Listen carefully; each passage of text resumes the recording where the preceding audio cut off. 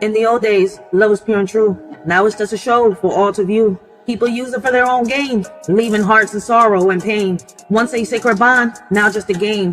Hearts are broken, never quite the same. Love used to be a beacon bright, now it's lost in the shadows of the night. Oh, how we long for those days of yore, when love was honest forevermore. But now it's twisted, tainted and cruel, leaving us drowning in an endless pool. What can we do? In the spiritual world, all seems bright, but shadows lurk in the dead of night. Half of humanity wears a wicked guise, evil deeds hidden behind virtuous eyes. Beneath the surface, the darkness lies, masks of deceit veiling their lies. In this realm where good and evil collide, the line between them is blurred, hard to decide. So tread carefully in this world so grand, for not all that glitters is gold in the sand. In the spiritual realm where illusions endure, evil and good dance in eternal obscure. Just imagine that. Karma doesn't ask you how you want it. It just comes and take it. So be careful how you treat others on your way up the ladder, cause your way down, trust me. In a world of empty stares, fake love fills the air. Sincerity's distant glare, leaving hearts in deep despair. Truth is lost in a web of lies, hiding behind deceitful eyes. Love that fades and slowly dies, leaving us with heavy sighs. Aching souls in a loveless land, yearning for a genuine hand, but fake love rules with cruel demand, leaving us to understand. In this age of like and retweets, we've forgotten what real love truly means. It's not just about show and tell, but a feeling that makes our hearts swell. It's hard to know who's true and who's fake in a world where appearances are hard to shake. But real love is deeper than a profile pic. It's in the way that someone makes your soul click. So let's not get lost in the digital haze. Let's remember what real love truly conveys. It's not about followers or online fame, but a connection that sets our hearts aflame. In this world of make-believe, they all wear a smile. But behind the scenes, it's just a clever guys, puppets in their show, dancing in their stage. We're all just pieces of their charade. Beneath their mask of joy lies the tangled web, where secrets and deceits are carefully bred. Their lovey-dovey act is just for display. We're all caught up in their twisted play. So let's break free from this illusion so grand and see through the facade with hearts unplanned. No longer pawns in their game of charade. Let's find our own path and not be swayed.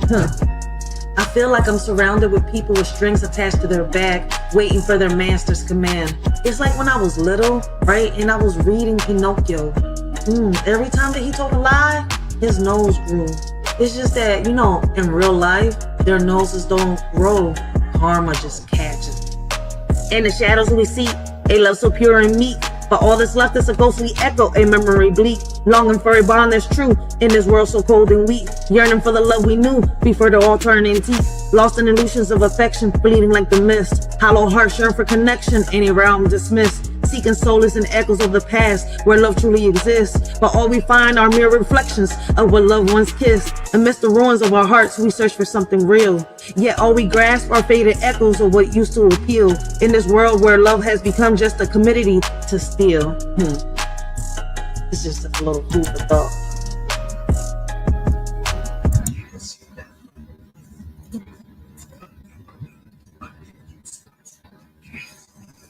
Hey, what up, everybody? I hope all of y'all is having a blessed and humble morning. Continue to have a blessed and humble day. This y'all shorty Racheal. I want to welcome all of y'all to the Writers for Life Brings You the Let's Talk About It podcast.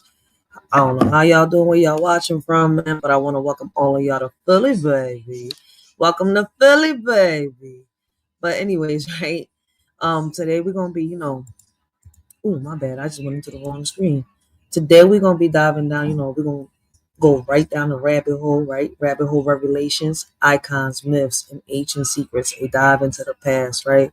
So we're going to be reviewing and reacting to a video called The Secrets of the Serpent in Genesis. What the New Hebrew Text reveals will shock you, right? A lot of us, how can I say it? A lot of us have done enough research, right? Have read through history books, have read passages through the Bible. There's some people that know the Bible, from front to back to front, right? But what's crazy is, right, there's more than one Bible out there. I've tried to read passages from each one, trying to compare the stories, right? And not just in the stories, right? I go to the history books. I dive further back in. And what's crazy is, right, this is me. This is how I feel. I'm not the only one that thinks like this, but, this is me, my opinion, my perspective, what I think, what I feel, right? In the Bible is stories taken from, ancient texts, right, from different stories, like whether they're Hebrew, Jewish, right? There are a whole bunch of stories put together, right, from different goddesses to gods and much more, right? And we've been diving down the rabbit hole for a while already, right? Um, some of us have learned more than what we already knew, right? Some of us already knew what we've heard, right? There's others that they didn't know nothing and already, now know something, right? And when we watch these videos, right, we're just exploring, right? We're diving down this rabbit hole, you know, exploring the past, right? Whether it's from our ancestors to the president to the wars to, the Bible, we're just exploring throughout history. We don't know everything that has happened, right? And in order to understand what's happening right now in our present, right, we have to learn from the past. We just can't dwell in that past, right? And that's what a lot of people do. They when they start learning about that past, they dwell in that past, right? And it kind of like gets away of what's going on right now in the present, and we can't, do things for the future. But this is not here to, how can I say, we don't go down these rabbit holes, right, to knock anybody's religion, right? We're not here to convert anybody, right? Straight from the gate, I'm letting everybody know, shorty doesn't have a religion, right? I believe in God, nothing more, nothing less. I walk with God by my side. I got God in me. Shit, I am God. Like, I don't care who takes it wrong. My whole point is I believe in God. Nothing less, nothing more, right? I don't believe in little green aliens, right? Little gray aliens, little blue aliens. No. Is there other beings out there? There could be certain other beings out there, right? We, like I feel as though there was other people here before us. And in order for us to find out what was here before us, we have to explore that past, right? And go deep into it. Go into that rabbit hole and not be scared. So, that's what we've been doing. We've been having fun learning about the past, our roots, right? Civil rights, different things that have happened throughout history. And we've tried to connect the dots. You see where I'm coming from? So it's up to you how you perceive these videos.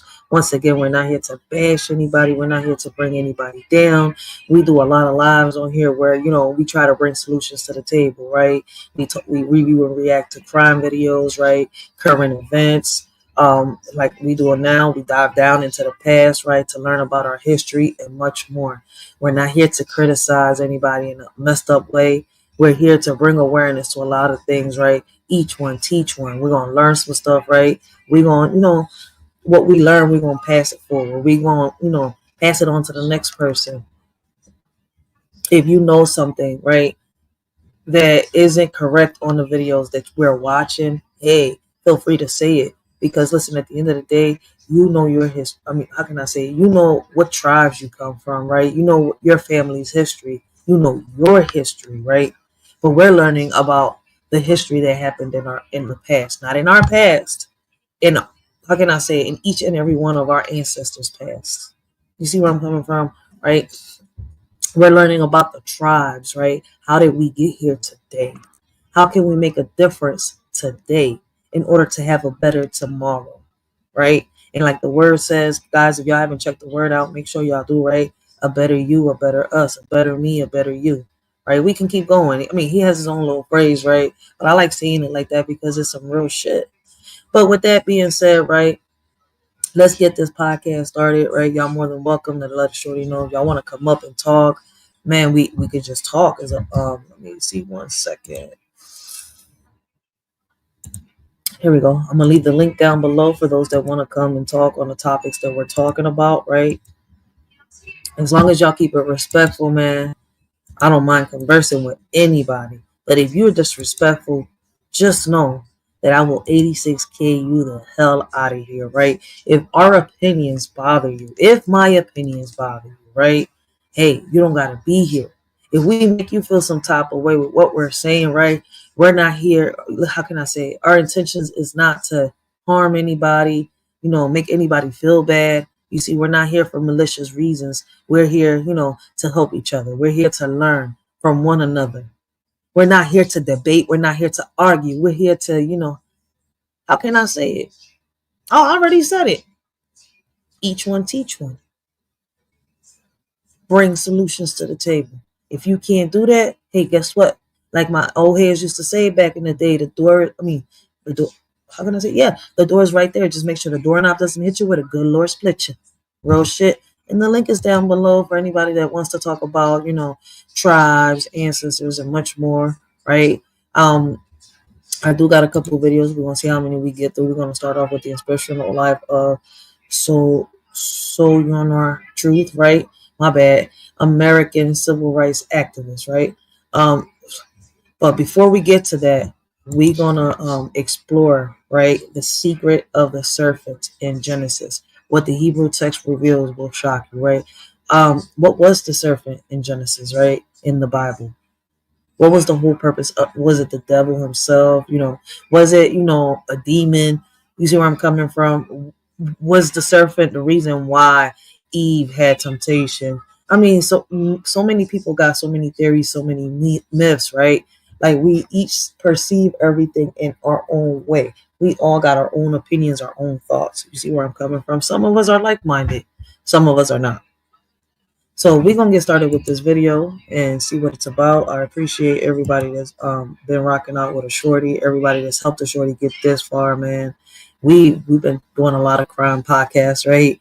So we're gonna take a little break, right, until we get some updates on these crime videos we've been reviewing and reacting to. We got some more videos coming up. But guys, man, like I said before, for those of you that want a shorty to be consistent here on YouTube, right, man, help a shorty out. I can't be here every day, right, but y'all can share the videos out, right? And then when I do come live on the weekends, man, like I said, I do drop the links, right? I can't come live every day. Consistent, I could be on the weekends, but every day live, I can't do that, right? I got to put some footwork in out here within my community, and I also have a family of my own. But I do appreciate all those that is helping the shorty get this far, man. I really do appreciate y'all. And with that being said, right, like I told y'all, if y'all got, y'all got your opinions, y'all know something more, right, than what is being said on this video. If y'all think that it's cat what they're saying, hey, feel free to say it, man. I say it myself sometimes when I think something is cat, right? And big shout out to the word, because he's come on here plenty of times. We on Lock Nation has also hopped on my panel plenty of times to help me see certain topics and certain things in a different perspective, in a certain different way, right? Because I have my own way of seeing things, my own way of thinking, but I am open-minded. I am willing to learn different ways, right? Because you can see it this way, I can see it this way, but see, if you show me, you tell me that it could also be seen that way, hey, I'm open-minded once again. But let's get the video started and let's see what they got to say about the secret of the serpent in Genesis. Let's cut through the noise and get straight to the point. What if I told you that everything you've been taught about the serpent in Genesis is wrong?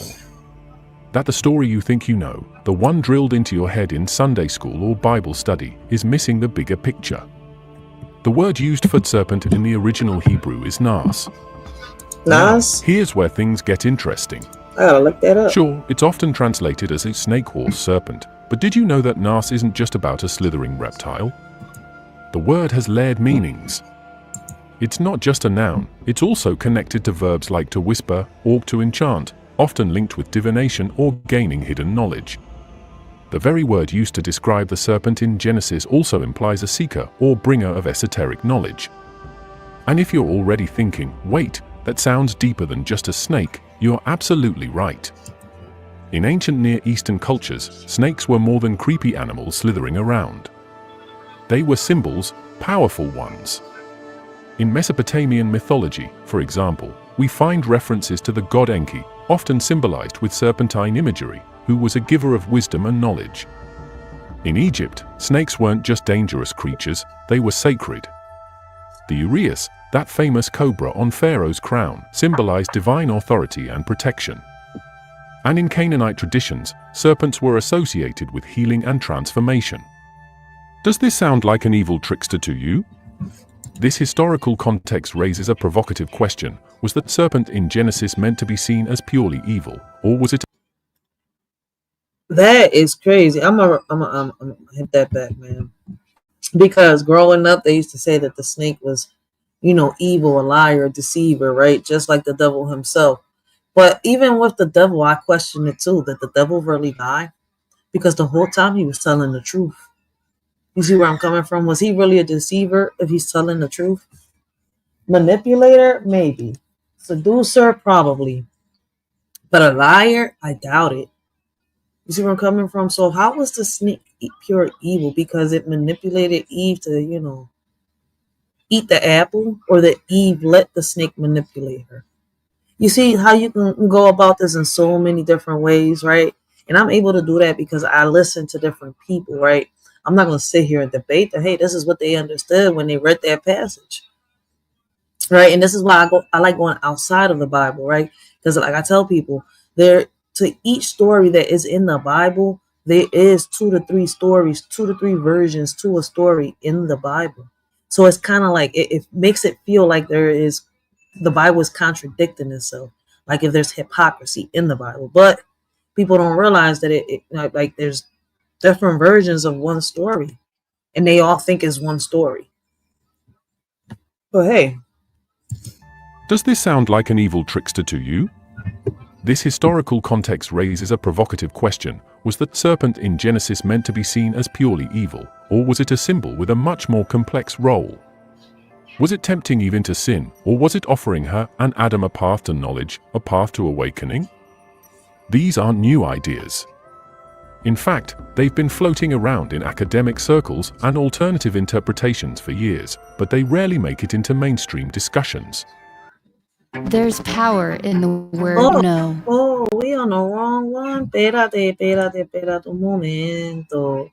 Oh shit, we got the philosopher himself. We got Word in the building. Big shout out to Word, guys. Make sure y'all go check out Word, man. Great conversations, great topics, man. And he talks about this all the time. I'm sure I hit me. All right, let's cut. Dangerous creatures, they were simple. We find references to the god Enki, often symbolized with serpentine imagery, who was a giver of wisdom and knowledge. In Egypt, snakes weren't just dangerous creatures, they were sacred. The uraeus, that famous cobra on Pharaoh's crown, symbolized divine authority and protection. And in Canaanite traditions, serpents were associated with healing and transformation. Does this sound like an evil trickster to you? This historical context raises a provocative question. Was the serpent in Genesis meant to be seen as purely evil, or was it a symbol with a much more complex role? Was it tempting Eve into sin, or was it offering her and Adam a path to knowledge, a path to awakening? These aren't new ideas. In fact, they've been floating around in academic circles and alternative interpretations for years, but they rarely make it into mainstream discussions. Why? Because they mess with the narrative we've been spoon-fed for centuries. Now let's zoom in on Genesis 3 itself. The serpent's interaction with Eve is fascinating. It doesn't command her, it doesn't force her hand. It doesn't. Instead, it asks questions. It challenges the divine prohibition with logic and curiosity. Did God really say? This is not the language of a deceiver, this is the language of a challenger, a provocateur, maybe even a teacher. And what about the fruit? Tradition paints it as an apple, but the text simply calls it the fruit of the tree of knowledge of good and evil. The serpent's role here isn't about tempting Eve with something evil, it's about pointing her toward something transformative. After eating the fruit, the first thing Adam and Eve gain is knowledge. Their eyes are opened. They realize they're naked, vulnerable, aware of themselves in a way they weren't before. Is that not a fundamental leap in human consciousness? Was the serpent really a villain, or was it playing a role in humanity's awakening? And more importantly, why has that role been vilified for so long? I've asked that same question for the longest, right? And I never understood why they make Lucifer, right? Why they make the devil seem so evil? Why they make the snake seem so evil? And what people don't understand in a lot of cultures, right? That, like he said earlier, the snake is sacred. You see where I'm coming from? Like, the snake is not a bad thing, but they make it seem like it is. Like, yo, you a snake, you this and you that. Like the same thing as the rat, though, right? The rat over here is looked at as a bad thing. But when you look at other cultures, the rat is sacred, right? So how does questioning the traditional portrayal of the serpent in Genesis impact our understanding of the story today? I mean, it never impacted me because I always questioned it. You see where I'm coming from? How was the devil a deceiver and a liar when he always told the truth? He never lied. And my thing is, right, he never made anybody do anything bad, right? When you go to hell, right, is because allegedly, according to the Bible, you're guilty, right? So you're being tortured in hell, right, according to the Bible, because of your own guilt. It's not like the devil comes here and abolishes you, that dismantles you, right? Like, come on, man. I think it, like, if you want to take that context, right, and put it into reality, right, it's like you're the devil, right? You're torturing yourself. You have to find a way how to get out of that loophole, that torture that you keep repeating time after time, how to get out of it. Heal yourself and make it into heaven. But maybe I'm wrong. I don't know. Maybe I'm understanding the stuff that I read, the stuff that was told to me in a whole different way, right? I don't know. Wait. Why do y'all think that the serpent has traditionally been interpreted as a deceiver, and could that narrative hold deeper meanings, right? And I think the word, right, did I put his text up on the screen? I think I just did, right? The word says the Greeks made the snake evil because it represents something they couldn't have.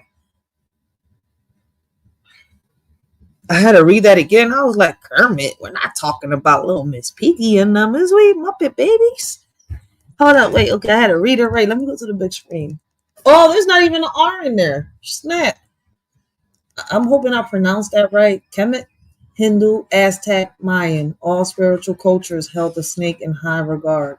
It's the religious culture that they say is bad. I've never seen it like that. See, that's why I like when Word brings these topics up, yo. I learned something new. And I can go deeper into my research. Like, listen, I'm not saying I'm the smartest person. I'm not saying that I'm perfect. What I'm saying is that I read enough to know, right? And some people be like, but why you question? I question because I want to get your understanding. I want to understand what you're trying to tell me, right, when it comes to these topics. So I do question a lot of people. People think that I don't know. It's not that I don't know. I want to understand your understanding. If y'all could understand where I'm coming from. Shit. That's why I like watching Word, because he'll break that shit down and he won't get offended if I pick at his brain. Like, wait, I understood it like this. Let me pick at your brain real quick to see. Like, yo, he understands where I come from. And it's not just him, there's a few others, but it's rare to see that shit on YouTube, to see people that could understand why you're doing the things that you're doing and you move the way you move. It's not that I'm stupid. I just want to get a better understanding. Like, okay, I understood it like this. Why is it that you understand it like this? And what did you want? I mean, what did you see? What did you hear that I didn't? You see?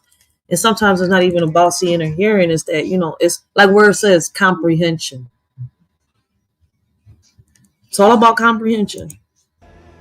Was it just their logical convenience to cast the serpent as Satan? Because, spoiler alert, the Hebrew Bible doesn't actually call the serpent Satan.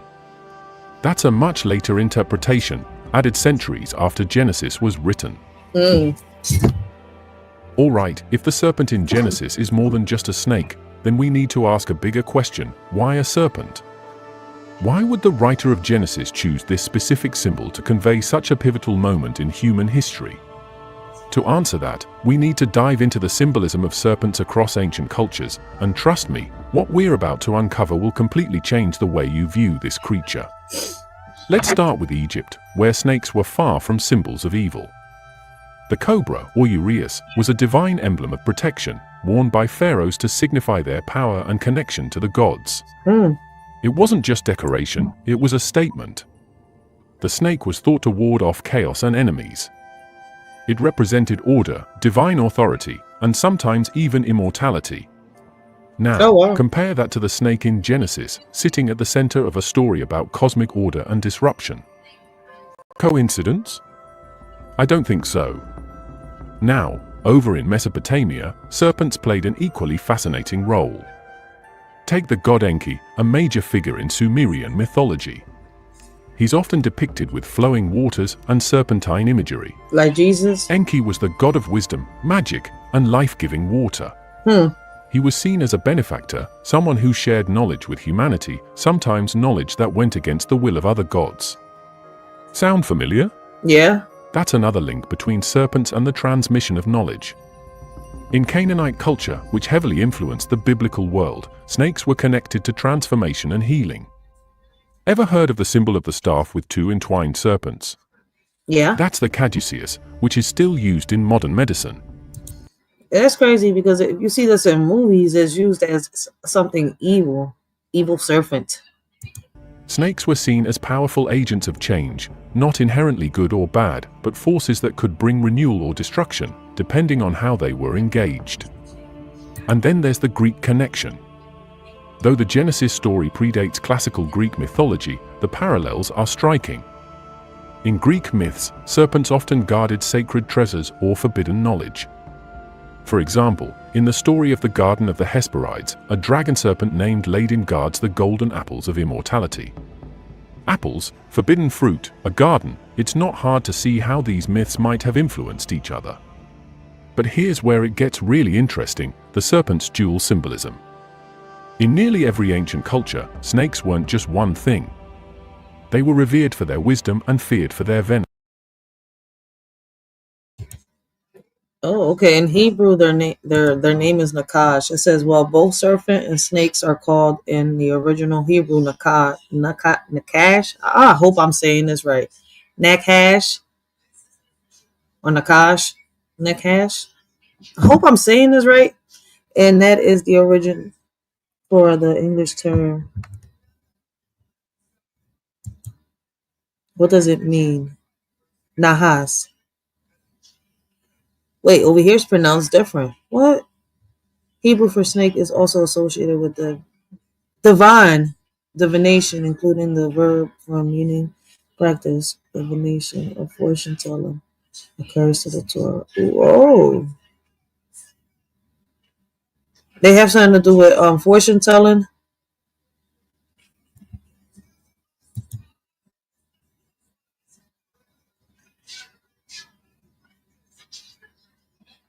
Halil.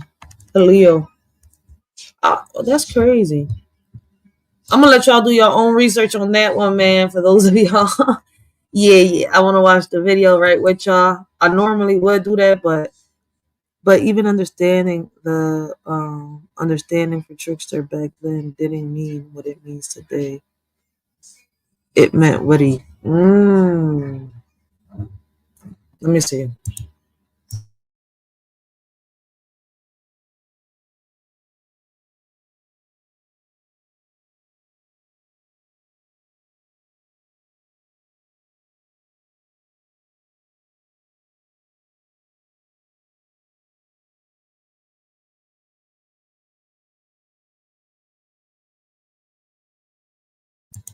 Oh shit. Wait a minute. How they comparing the boogeyman to the trickster though? I definitely gotta go down the rabbit hole. That's crazy. What is the Native American word for trickster?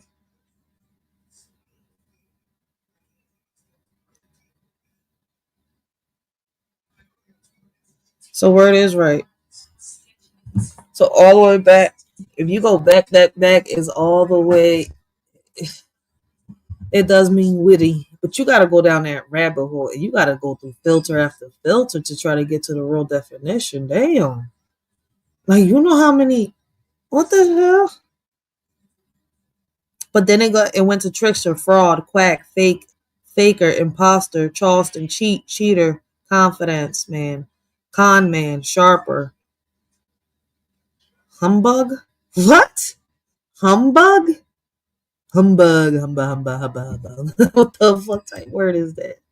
All right. Let's continue with the video. My bad. Word had me going down a little rabbit hole real quick on terminologies, etymologies, and stuff like that. They represented life and death, creation and destruction. They were boundary crossers, moving between the earth. They were revered for their wisdom and here's where it gets really interesting, the serpent's dual symbolism. In nearly every ancient culture, snakes weren't just one thing. They were revered for their wisdom and feared for their venom. They represented life and death, creation and destruction. They were boundary crossers, moving between the earth and the underworld, the sacred and the profane.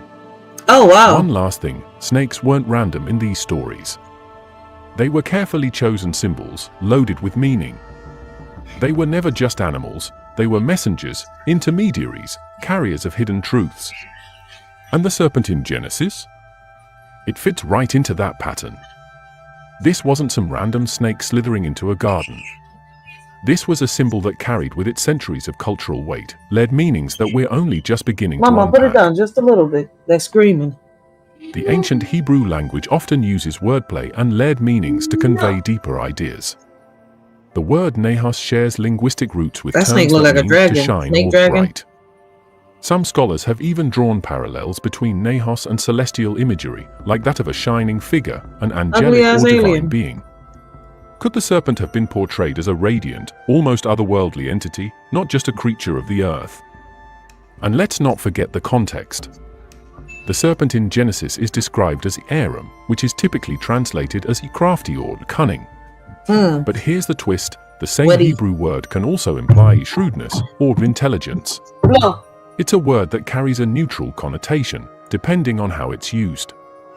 So, was the serpent being deceptive, or was it simply presenting a clever challenge to the status quo?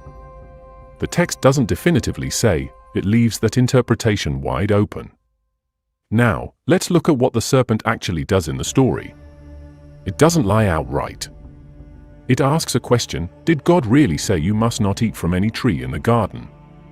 And when Eve responds, it says, you will not surely die, for God knows that when you eat from it, your eyes will be opened, and you will be like God, knowing good and evil. Notice something here? The serpent doesn't actually contradict God, it just frames the situation in a new way. Here's the kicker, everything the serpent says turns out to be true. After eating the fruit, Adam and Eve don't drop dead. Instead, What's crazy? Don't y'all peep it? It's like, all right. When you look at it, they want you to believe, right, that God was telling the truth and the devil was lying, right? But when you look at it, wouldn't it be? Could you say, right, for me not to offend those, right, that God wasn't lying, but he could be holding stuff back, but the serpent came out and just exposed the truth? Like, this shit is crazy. I say God didn't have a temper. He was just all kind and, giving and loving. He had a temper. If not, motherfuckers wouldn't have ended up in the belly of a whale and much more. Like, shit. Or what was it that his wife got jealous and, like on the show Lucifer, his wife was the one that sent the bees and the frogs and all that stuff.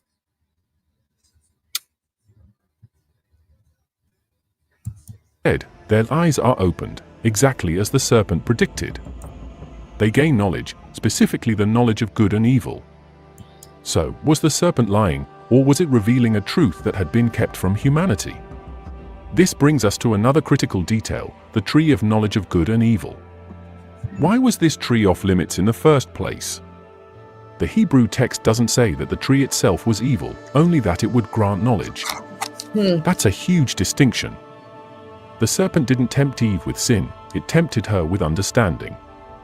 And isn't that what humans have always sought? From the earliest myths to modern science, the pursuit of knowledge has been central to our identity. The serpent's actions align with a recurring theme in ancient Jewish literature, figures who challenge divine boundaries to benefit humanity. Think of Prometheus stealing fire for the Greeks or Enki sharing wisdom in Mesopotamian myths. The serpent fits this archetype perfectly. It's not purely good or evil, it's a boundary crosser, someone, or something, that disrupts the natural order to create something new. Alright, now that we've dissected the serpent's linguistic and cultural context, let's focus on its role in the narrative of Genesis 3 itself. We know the serpent is described as crafty, shrewd, and possibly tied to knowledge. But let's break down the actual sequence of events and what they reveal. The serpent initiates the pivotal conversation in the story. Think about that for a second. It's not God, not Adam, not Eve. It's the Facts. serpent that drives the narrative forward. Its opening line is a question: did God really say, "You must not eat from any tree in the garden"? Notice how strategic this is. The serpent doesn't make a direct accusation against God or an explicit claim. It opens with a question, a challenge to the status quo that invites Eve to reflect and engage. What's funny is, word, that's what you be doing to the people that want to debate you. I caught your little trick, trickster. You see, you little witty snake. Yeah, cause where be trapping them, man. They want to come on panel, they want to debate word, try and be word, and then he sits here and he be playing damn games with their mind, like he be pricking and poking, and he's like a surgeon on that John, and they all fall for that shit. You know what I'm saying? You're like, so it's crazy. He's not forcing you to do nothing. It's kind of like a manipulation shit, though. Some real shit. Because you're not speaking bad. You're not speaking good. You're just asking questions, right? But we all do that, though. Don't we do that? So do we all got a little snake in us? We got a little serpent in us. A little serpent inside of us. Huh. See, I told y'all, man, we just here to enjoy, explore, man. Each one teach one, man. Like, if you know something that I don't know, man, feel free to write it. You know, come up, talk to a shorty. Man, like I told y'all, man, a shorty's willing to learn and pass their shit forward. But it's crazy, though, because for the longest I said it, like, yo, was the devil really evil? Because I'm like, he never lied in the Bible. He never killed anybody. You see where I'm coming from? It's not like what they make it seem. He goes by many names, though. He is a trickster, manipulator. He is childish in his own ways, if you want to look at it. Huh.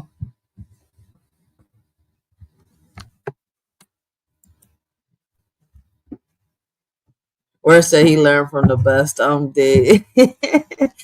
Yo, I can't wait for you to have that relationship panel, man. I'm going to be up there with Baby Pop, yo. I got ex-wifey some questions.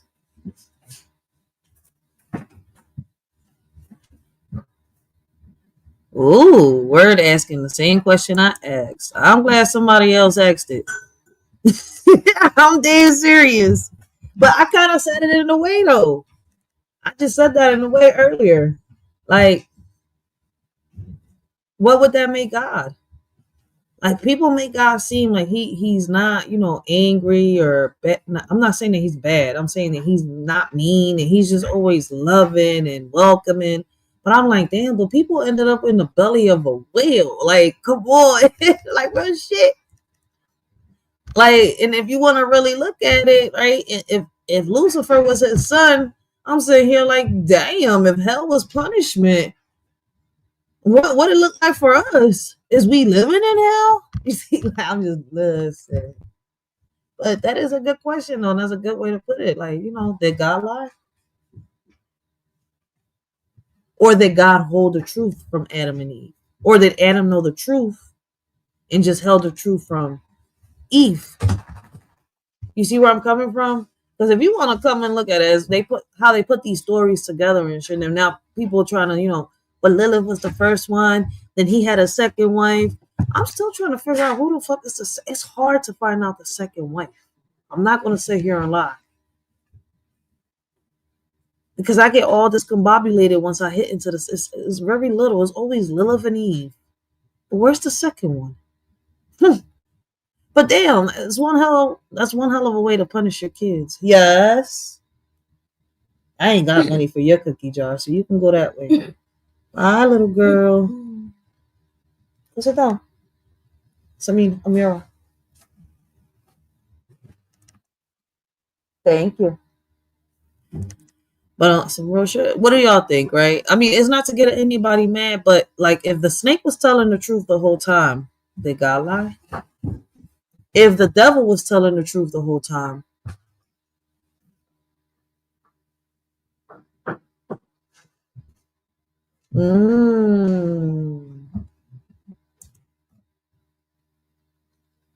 Man, God said, I created God, good and evil. Also, I am a jealous God.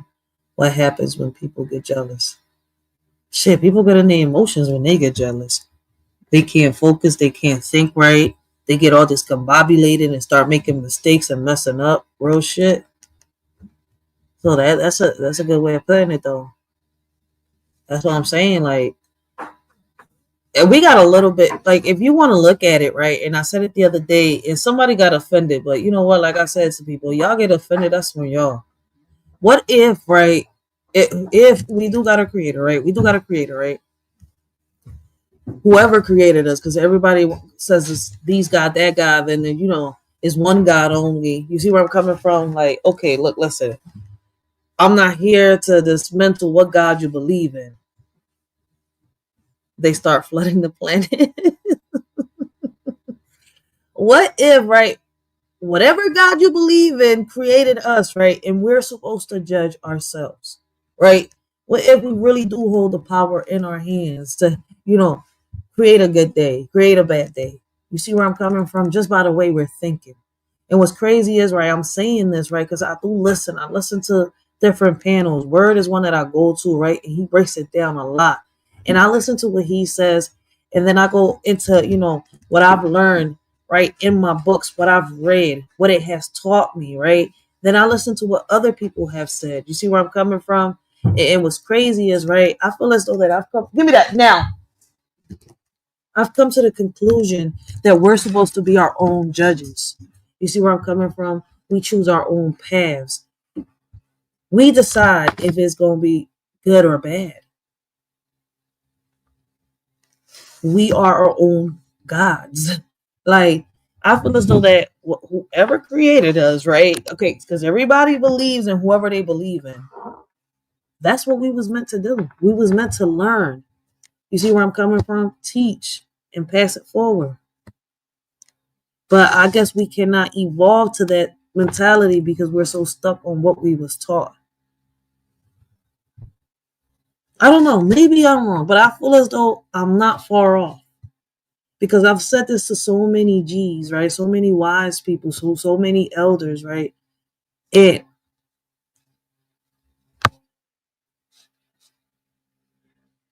you're not far off, right?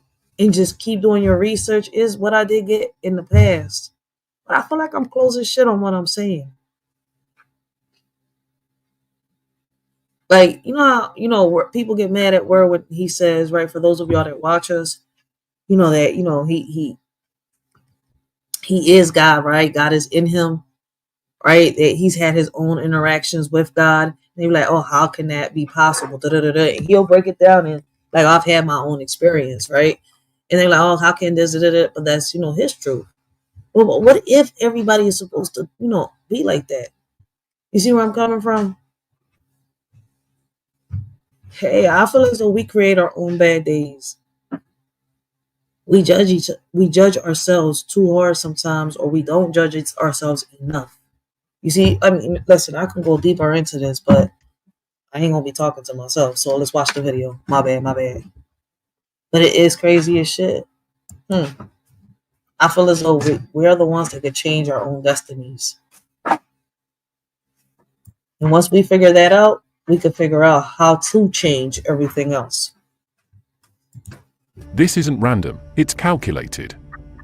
Eve responds by clarifying God's command, but her answer reveals something fascinating. She says, "We may eat fruit from the trees in the garden, but God did say, you must not eat fruit from the tree that is in the middle of the garden, and you must not touch it, or you will die."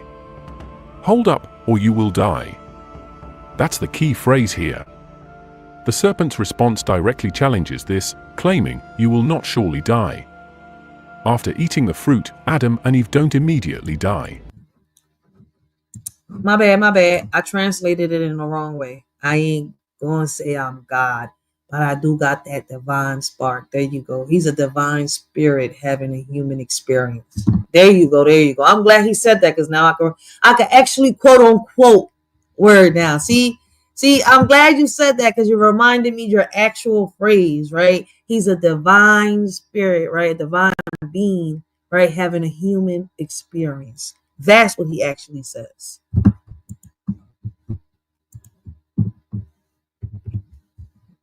He's here.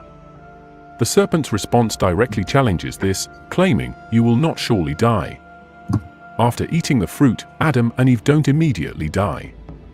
Instead, the text says their eyes are opened, and they realize they're naked. So, was the serpent lying, or was God's warning about death metaphorical? Maybe it referred to spiritual death or a shift in their relationship with the divine. Either way, the serpent's claim that their eyes would be open turns out to be absolutely true. They gain knowledge, specifically, the knowledge of good and evil. Now, let's dig into that concept, the knowledge of good and evil. What does it mean? Scholars debated this for centuries. Some argue it represents moral awareness, the ability to distinguish between right and wrong. Others suggest it's about autonomy, the power to make independent decisions outside divine control. Either way, it's a monumental moment in human history, and the serpent is the catalyst. Here's the kicker: God's response to Adam and Eve eating the fruit confirms the serpent's claim. In Genesis 3 verse 22, God says, "The man has now become like one of us, knowing good and evil." Think about that. God acknowledges that the humans have gained divine-like knowledge. This raises a provocative question: was the serpent's role one of deception, or was it simply presenting an uncomfortable truth? The serpent's actions don't end there. It shifts the power dynamics of the entire narrative. By convincing Eve to eat the fruit, it disrupts the perfect order of the Garden of Eden.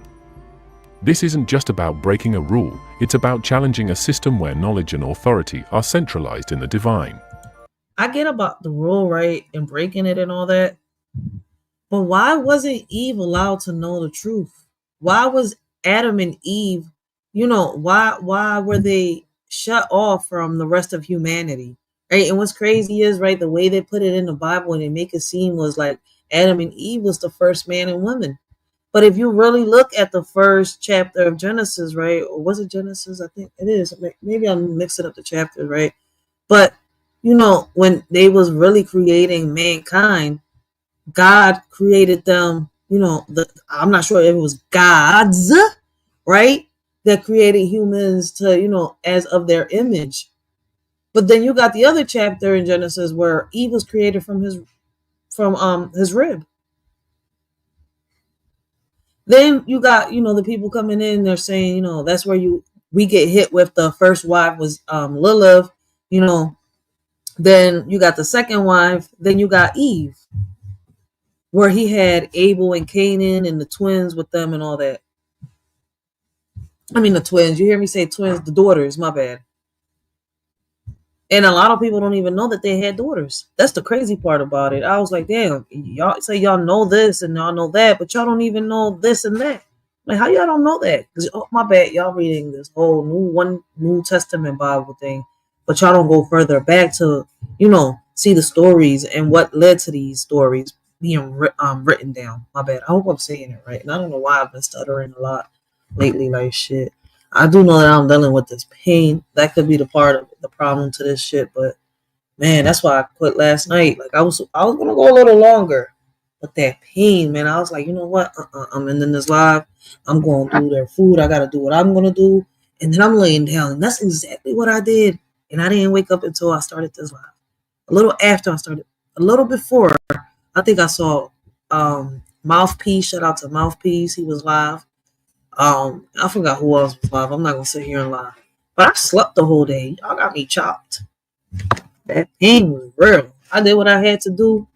Bye-bye. I was gone to the world. I was over there somewhere in another world. I don't know what I was doing. Probably solving some problems, being Inspector Gadget in the other world somewhere in that dimensions. The serpent's role forces humanity to step into a new reality, one of choice, consequence, and responsibility. And let's not overlook Adam and Eve's actions. The text often frames Eve as the one who was deceived, but look closely, she carefully evaluates the serpent's words, observes the tree, and makes a decision. This isn't blind temptation, it's a conscious act. Facts. Adam, on the other hand, takes the fruit from Eve and eats without question. What does that say about their roles in this story? Here's another layer. The serpent isn't punished with annihilation or destruction. For me, what it says about their story, listen, Eve took her time. She knew what she was doing. She was told not to do it, but the way the serpent put it down made her question what she was told. So she was like, fuck it, I want to know why I can't do this. So curiosity killed the cat, right? That's what they say, right? Even though the cat had 9 lives, Eve didn't. So it's kind of like, oh, snap. Like, I want to know if what I was told was the truth or not. So she questioned what she was told because of what the snake told her. Now, Adam, I feel as though he knew because he was there before Eve. Remember, Eve was made from his rib, which is crazy. Like, so it's kind of like, did Adam know? Was he holding it? Was God lying, or was he withholding something? And if he was withholding, why withhold it from them and not the rest of the world? I don't know. This is crazy. What was he trying to do with this new creation right here? You see where I'm coming from? And is this the same Adam from the first one? Is this another Adam? Like, no, I think it's 2 different Adams. You see where I'm coming from too? Like, come on, man. I feel as though it's 2 different Adams. Like, somebody almost made me question that shit the other day. It's like, because they was on the same, note that I was in. Like, we was thinking the same way, but with them was like, oh, it's the same Adam. The same Adam that was in the world, but I guess whatever happened with, the first Eve, I'm like, but it makes no sense. Because it's like, I feel as though when you read it, it's 2 different creations. No matter what you, like, I don't know. Nah, see? No matter how I try to vision it the way this person's visioned it, I don't think the same Adam. Was Adam immortal? You see where I'm coming from? Or was he mortal? Like, if I see it the way they see it, that makes Adam immortal. Like, I don't know. But I know that fucking Adam said, fuck it, man. If you go down, I'm going down. He was on some Bonnie and Clyde type shit. Instead, it's cursed to crawl on its belly and eat dust. Why? Could this be a symbolic way of neutralizing the serpent's power while preserving its role in the cosmic order? The text doesn't say explicitly, but it's worth considering. Now, let's dive into a realm that rarely gets enough attention: how early Jewish and Christian traditions interpreted the serpent. First, let's talk about early Jewish interpretations. In the centuries before and after Genesis was written, Jewish thinkers and rabbis engaged in debates about the meaning of the serpent. One key source is the Talmud, where rabbinic discussions suggest that the serpent might not have been a literal snake at all. Some rabbis speculated that the serpent was a kind of humanoid creature, intelligent, possibly even divine in origin, and capable of speech. They didn't see it as merely a tool of deception, but as a significant character with its own agenda. So wait, if they don't think that it was a snake and they saw it as a person or some type of creature, what the heck was it? A hybrid creature in there, like half human, half snake? What? Wait a minute. Then there's the Book of Enoch, an ancient Jewish text that isn't included in the Hebrew Bible, but was widely read during the Second Temple period. Enoch expands on the idea of supernatural beings interacting with humanity, including watchers who bring forbidden knowledge to mankind. While it doesn't directly address the serpent, it frames the broader cultural context, a fascination with entities that challenge divine boundaries by revealing hidden truths. Let's shift to early Christian interpretations. By the time the New Testament was written, the serpent had undergone a radical transformation. In Revelation 12 verse 9, the serpent is explicitly identified as Satan, described as the ancient serpent, who is called the devil. This connection isn't present in Genesis itself, it's a later reinterpretation that shaped Christian theology for centuries. Man, I questioned who the serpent was too for a minute, man. At first I thought it was the devil, right? Lucifer himself. Then when I started reading more into, all this stuff and I was going down the rabbit hole, I thought that it was Lilith. You see where I'm coming from? Coming to get vengeance on Eve. But then I was like, wait a minute, what's going on? See, that's why I questioned it the other day, right? Could it be one Adam, right, and multiple Eves? But then again, it's like, no, it was two different creations. The way they was created, one Adam was created from the dirt, the other Adam was created from his image. I feel like I don't know what thin air. Shit, like wait a minute. But here's the question, why was the serpent linked to Satan in the first place? To understand this, we need to consider the early Christian context. The followers of Jesus were operating in a world deeply influenced by dualistic philosophies, especially those of the Gnostics and Zoroastrians. These systems emphasized a cosmic battle between good and evil, and the serpent fit neatly into this framework as a symbol of rebellion against divine order. This reinterpretation served a theological purpose, but it's not rooted in the original Hebrew text of Genesis. Speaking of Gnosticism, this is where things get really wild.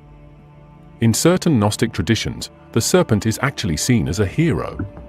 That's right. Instead of being a deceiver, it's a liberator, an entity that reveals the truth and empowers humanity to break free from ignorance. These Gnostic texts argue that the God of Genesis, often referred to as the demiurge, was a tyrannical figure who sought to keep humanity in darkness. The serpent, by encouraging Eve to eat the fruit, becomes a savior figure, bringing enlightenment. Of course, this interpretation was condemned as heresy by the early church, but it shows just how diverse and controversial the serpent's image was in the ancient world. Far from being a simple villain, it was a symbol that could represent everything from temptation to liberation, depending on who was telling the story. And then there's the symbolism of the serpent in the wilderness from the Book of Numbers, where Moses lifts up a bronze serpent to heal the Israelites. Think about that for a second. The same creature that's vilified in Genesis is later used as a symbol of salvation. This duality is not a coincidence, it's a recurring theme in the Bible and ancient Jewish thought. That's crazy. That's a good way of thinking. The Bible wasn't written in a vacuum. It emerged in a cultural melting pot where ideas flowed between civilizations, and the serpent in Genesis is no exception. Let's start with Mesopotamia, the cradle of civilization and a key influence on early Israelite thought.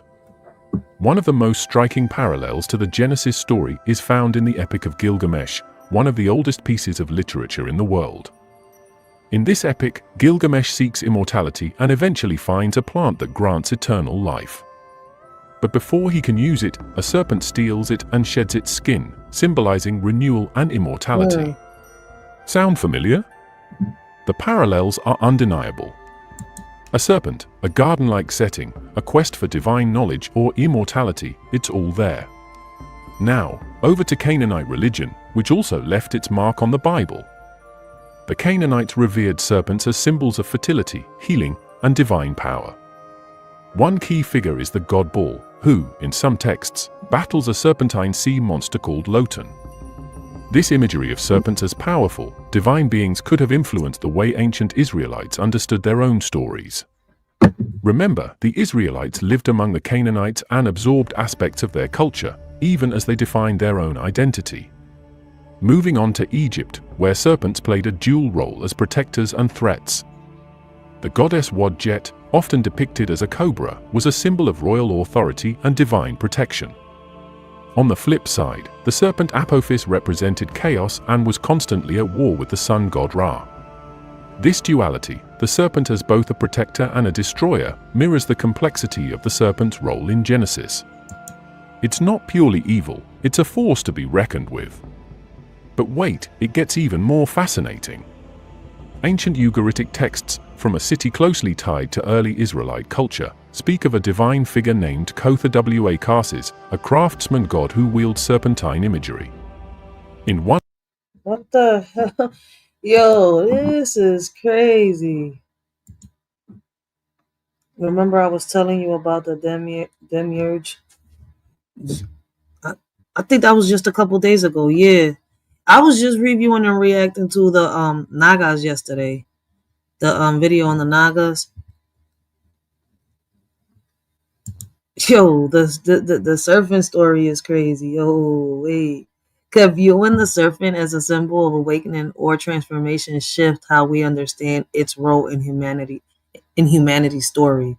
And I feel as though, to me, yeah, because once I started learning, right, I don't know how other people perceive it, feel about it, right, think about it, but me, once I started learning the role of the snake, right, in the Bible and stuff like that, once I started learning a lot of stuff about the Bible, right, and its meanings, once I started learning about the stories in in history, right, I'm not gonna say our history because that's not our history, that's the past, right. Our history is now the one we've been creating, the one we're still creating. Shit, this is our history, but we're talking about the past history, right? What led us here.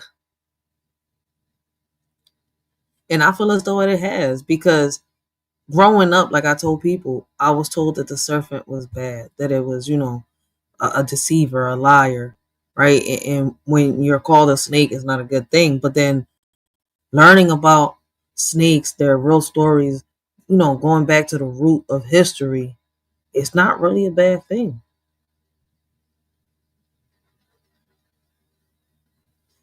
If the serpent was a how can I say the word right?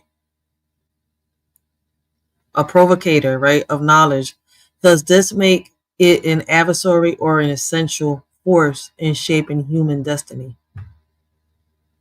And I hope I said the word right, because I always have a damn problem pronouncing that damn word.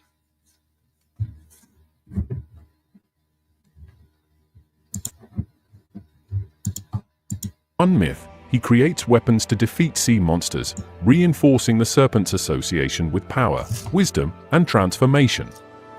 Could these stories have informed the way the Genesis serpent was portrayed? Absolutely. And then there's Hittite mythology, where serpents often appear in ritual texts as mediators between gods and humans. They weren't just animals, they were sacred beings with a role in maintaining cosmic balance. This idea of the serpent as a mediator aligns intriguingly with its role in Genesis. It bridges the gap between divine knowledge and human experience, acting as a catalyst for change. One more fascinating connection, the concept of sacred gardens. From the Sumerian myth of Dilmun to the Persian paradise gardens, the idea of a lush, divine space guarded by serpents or supernatural beings is a recurring motif in ancient stories. Genesis fits into this tradition, but with a unique twist. Instead of the serpent guarding the garden, it disrupts it, introducing humanity to knowledge and self-awareness. What happens if we reinterpret the serpent's... But I have a question, right? Is introducing humanity to knowledge and self-awareness a bad thing? Why didn't God want humanity to be introduced to awareness, right, and knowledge? What was the problem with that? Why did God want to lie to humanity about the knowledge and the truth? It's like, I don't know. It's like, if this is true, right, it's like the history is repeating itself, right? From the story of Eve and Adam from the garden, right? Not the Adam and Eve that lived in humanity, right? The one outside of the garden. And I wonder if they were still alive, outside of the garden. Because you got the Adam and the Eve by themselves in a garden, then you got Adam and Eve outside with other people. And that's crazy, right? Because their kids wandered off. I mean, they say that they did incest, right? But there was other people. I mean, they were in that garden, but outside of the garden? What if they procreated with other people? You see, listen, I ask so many questions for a reason, because certain things just don't add up. You gotta question is the way they put it together. It makes no sense. Role in Genesis altogether. To understand this, we need to look at the broader context of the Bible's themes. Genesis isn't just a story about creation, it's a story about boundaries, who sets them, who enforces them, and who dares to cross them. The serpent is a boundary crosser. It disrupts the natural order of Eden, not through brute force, but through persuasion and logic. It makes humanity aware of something they were blind to before, the possibility of choice. Before the serpent enters the scene, Adam and Eve live in a state of naivete. They follow rules without understanding why. The serpent's intervention changes that. By questioning God's command, it introduces the idea of autonomy. And once they eat the fruit, they gain something profound. Huh. Can I compare that to something? You know, it's crazy. If that's true, I don't know if anybody's thought about it, right? But I don't know, that this just crossed my mind, and I don't know why it crossed my mind, but it did. If this is true, right? Is that why nowadays, right? I don't know, because I feel as though the snake was never a liar, right? And it just opened up Adam and Eve's eyes to the truth, right? Is that why, we're looked at, the people that find out the truth, that whose eyes are opened up, and they just want to tell people, look, listen, you think it's like this, but in reality, if you open up your eyes wide enough, if you open up that third eye, right, the things are really like this, right? But when people start telling the truth, right, and they start saying, this is what I've learned, this is what I perceive, this is how I see it, right, and they on point with it, the world starts getting mad at them, like, oh no, you're not gonna sit here and bust my bubble, like, what? Who do you think you are? You ain't God, you don't know nothing. And people start really getting mad. They start hating, and they start, wait a minute. So what if? It's kind of making. Why in the Bible they make it seem like bad is good, right? Because they make it seem like, the bad things is what's supposed to happen, but the good things is not what you're supposed to do. I don't know. Hopefully I'm not overthinking this, but it seems like God was kind of lying in the Bible, and the devil was telling the truth. The serpent was telling the truth. If, they want to make the serpent be Lucifer. Let's continue. Right. Those are just random thoughts, right? That a shorty just started ranting out. My bad. Moral discernment. Sure, this comes with consequences, banishment, labor, death, but it also marks the beginning of humanity's intellectual and spiritual journey. And here's the kicker, the serpent's role parallels other biblical figures who challenge divine authority. Take the story of Jacob wrestling with the angel or Moses confronting Pharaoh. These aren't tales of blind obedience, they're tales of struggle, questioning, and transformation. The serpent's actions fit right into this tradition. It forces humanity to grapple with difficult questions about freedom, responsibility, and the cost of knowledge. Now, think about the tree of knowledge itself. Why would a loving God place something so dangerous in the middle of the garden and then forbid it? Was it a test? A trap? Or was it an invitation? The serpent frames the tree not as a threat, but as an opportunity, a way for humanity to become more like the divine, knowing good and evil. This framing doesn't necessarily make the serpent good, but it complicates the narrative. It shows that Genesis isn't a simple morality tale, it's a story about complexity, risk, and growth. Here's another layer to consider, the serpent's punishment. In Genesis 3 verse 14, it's cursed to crawl on its belly and eat dust. This isn't just a physical transformation, it's a symbolic act of humiliation and containment. The serpent, once a figure that moved between realms, earthly and divine, is now bound to the ground, stripped of its intermediary power. But why not destroy it outright? Could it be that the serpent's role as a provocateur was essential? But if I go back, wait a minute.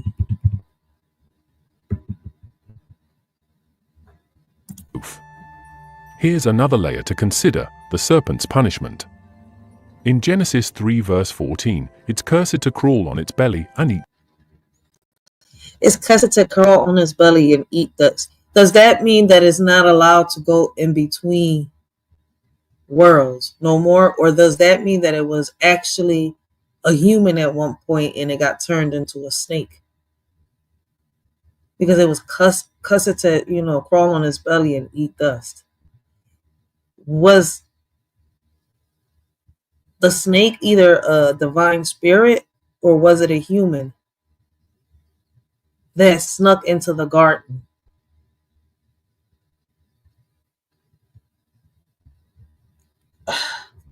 Listen. This isn't just a physical transformation, it's a symbolic act of humiliation and containment. The serpent, once a figure that moved between realms, earthly and divine, Once is a now figure. bound to the ground, stripped of its intermediary power. But why not destroy it outright? Could it be that the serpent's role as a provocateur was essential to the story's purpose? And let's talk about humanity's punishment, too. Adam and Eve are cast out of Eden, but they aren't annihilated. Instead, they're sent into the world to live, to create, to struggle. The serpent's actions lead to the loss of Eden, but they also lead to the birth of human civilization. Without the serpent, there's no story, no humanity as we know it. Before we wrap up, I want to thank you all for joining me on. So without the serpent, there's no humanity as we know it. So you're telling me that when Adam and Eve left the garden and they went to where humanity was supposed to be at, there was no humans there? So what? God, what, smited all the humans? He casted them all out or some shit? The first creation was already gone? Or was the first creation the angels? You see where I'm coming from? And then he came up with Adam and Eve, since the first Adam and Eve kind of, didn't work out. Or the second one. Because I feel as though that this Adam and Eve in the garden is like the third creation.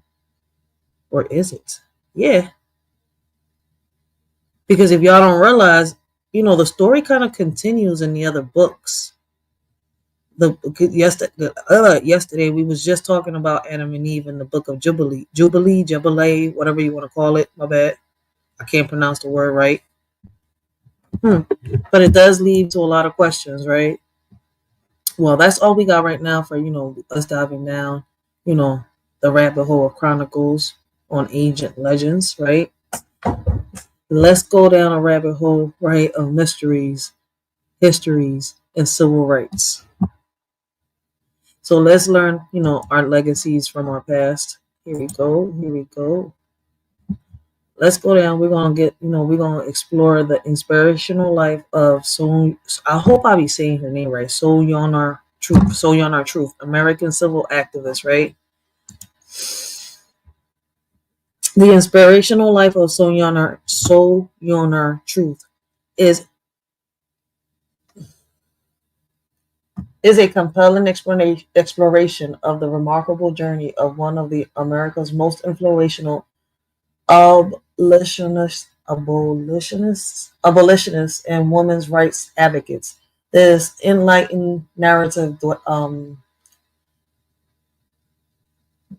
dives into the life of Sojourner Truth, born Isabella Bumfree. Why didn't they just leave her name Isabella Bumfree? I can read that.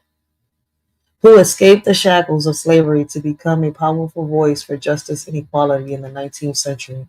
The book chronicles her transformation from a marginalized individual into a celebrated orator, highlighting her famous speech, Ain't I a Woman? Ain't I a Woman? Ooh. Which challenged social norms and called for the recognition of the rights of both African Americans and women.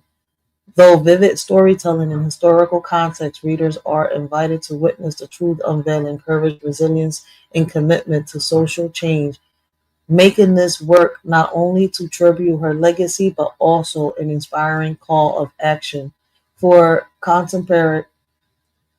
contemporary audience seeking to understand the ongoing struggles for civil rights and gender equality. And I think people get gender equality messed up.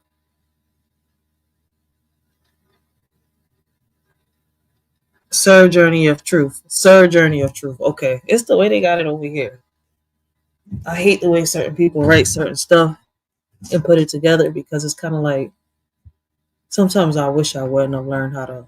I just need to just speak my native tongue, and that shit is even hard too. Oh shit. Sojourner. Sojourner. Okay, that's how you say it, Sojourner.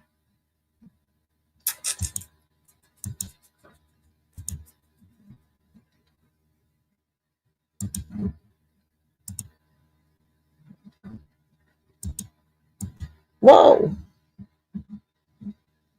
Alright, so we're gonna get this video started. See, so I had some questions on her.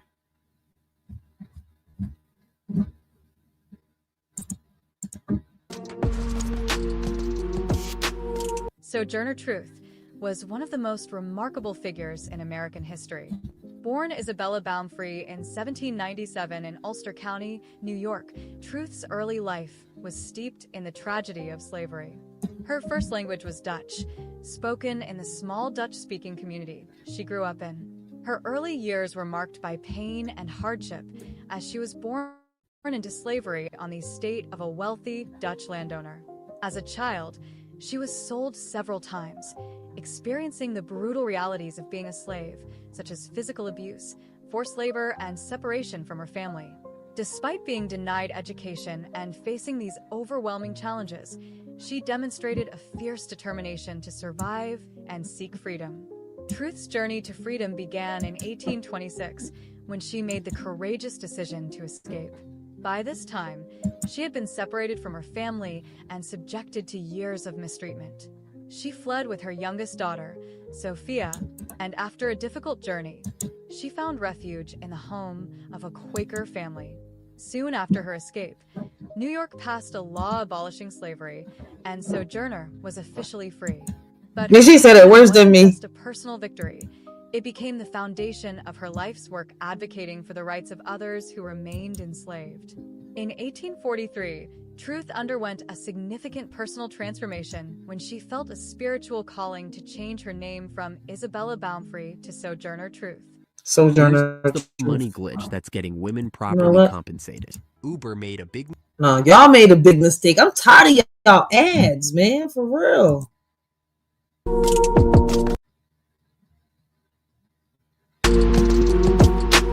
Sojourner Truth was one of the most remarkable figures in American history. Born Isabella Baumfree in 1797 in Ulster County, New York, Truth's early life was steeped in the tragedy of slavery. Her first language was Dutch, spoken in the small Dutch-speaking community she grew up in. Her early years were marked by pain and hardship as she was born into slavery on the estate of a wealthy Dutch landowner. As a child, she was sold several times, Oh, wow. experiencing the brutal realities of being a slave, such as physical abuse, forced labor, and separation from her family. Despite being denied education and facing these overwhelming challenges, she demonstrated a fierce determination to survive and seek freedom. And see, for those of y'all that say that, why is the DEI needed here in America, right? They're like, oh, I'm not mad that Trump is dismantling the DEI. Well, see, we've come a long way. And I feel as though me, personally, I don't think he should dismantle it. Should he, I mean, I don't know. Some people are saying that he's dismantling it for the right reasons, but I don't. Getting rid of all these programs, right, that are helping us in the urban communities, right, so that we do not end up, being the same way our ancestors was in the past, right? And you can see a lot of people fought for the changes that we have now. Do we need changes in policies? Yes. The crazy part is, right, there are policies that are in place right now that are not even being enforced, right? It doesn't matter what you talk about, right? What topic you bring in, what's what current event is going on, whether it's for a school, right? Whether it's for our community, whether it's for, how can I say, businesses and stuff like that, right? We got the rules, regulations, laws, right? None of these things be enforced. Commitments, none of them are enforced. These laws are not enforced.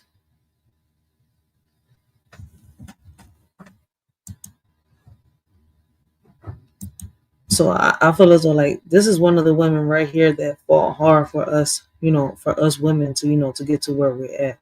And I'm not going to sit here and lie, right? It took a white man.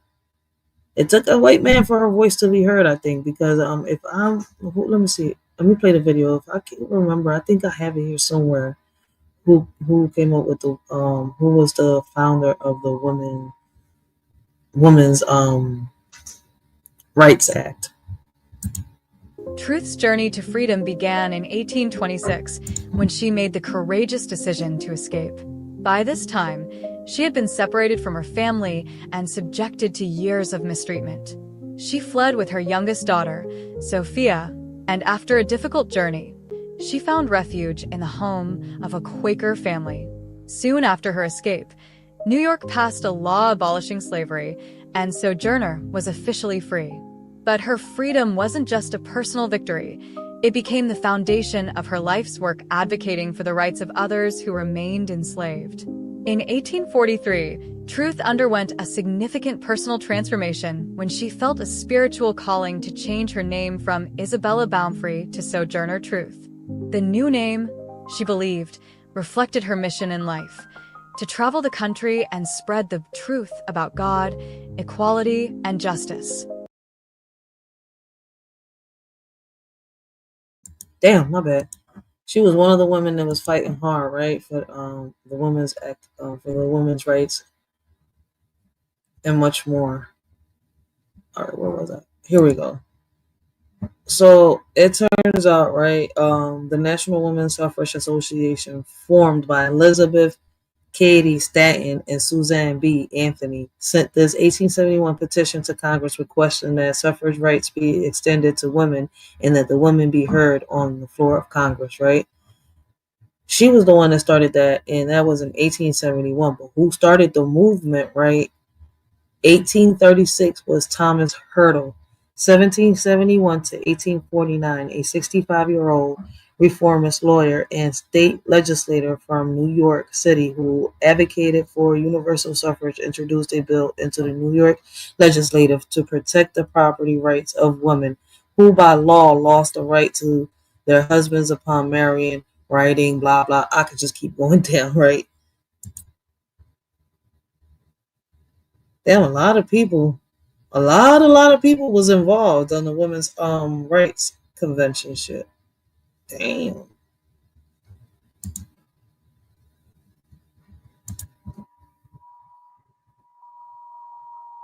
And Sojourner is one of them. With her newfound sense of purpose, she began to speak out against the injustices she had endured, including slavery and the mistreatment of women. Though she could not read or write, Truth's speeches were immensely powerful, rooted in her personal experiences as an enslaved woman and her faith in God. Her words resonated deeply with listeners, compelling many to take action in the fight for abolition and women's rights.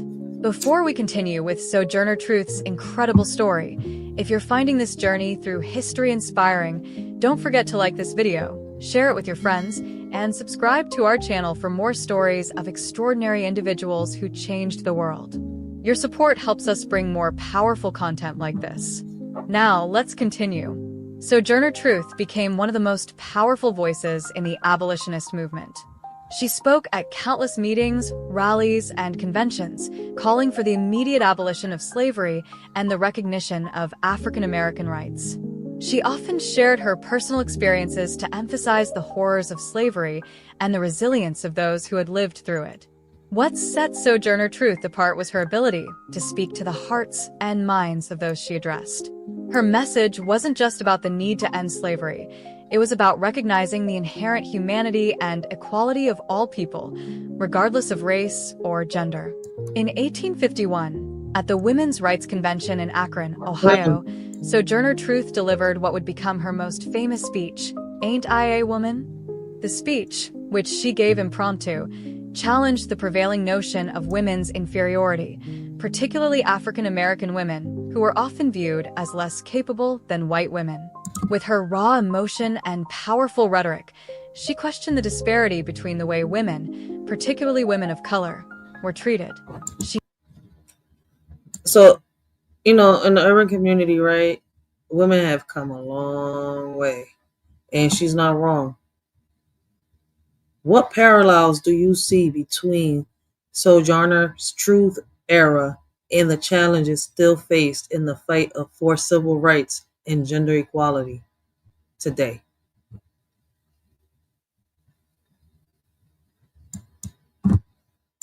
She famously asked, "Ain't I a woman?" a simple yet profound statement that highlighted her strength and resilience as a woman who had endured both the ravages of slavery and the oppression of gender inequality.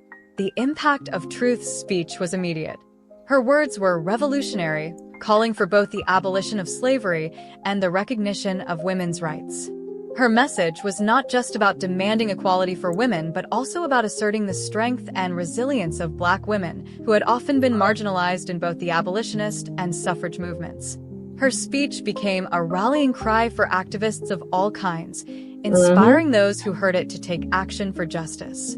Although Sojourner Truth could not read or write, her words were so powerful that many of her speeches were transcribed and published, ensuring that her voice continued to echo long after she spoke. Beyond her...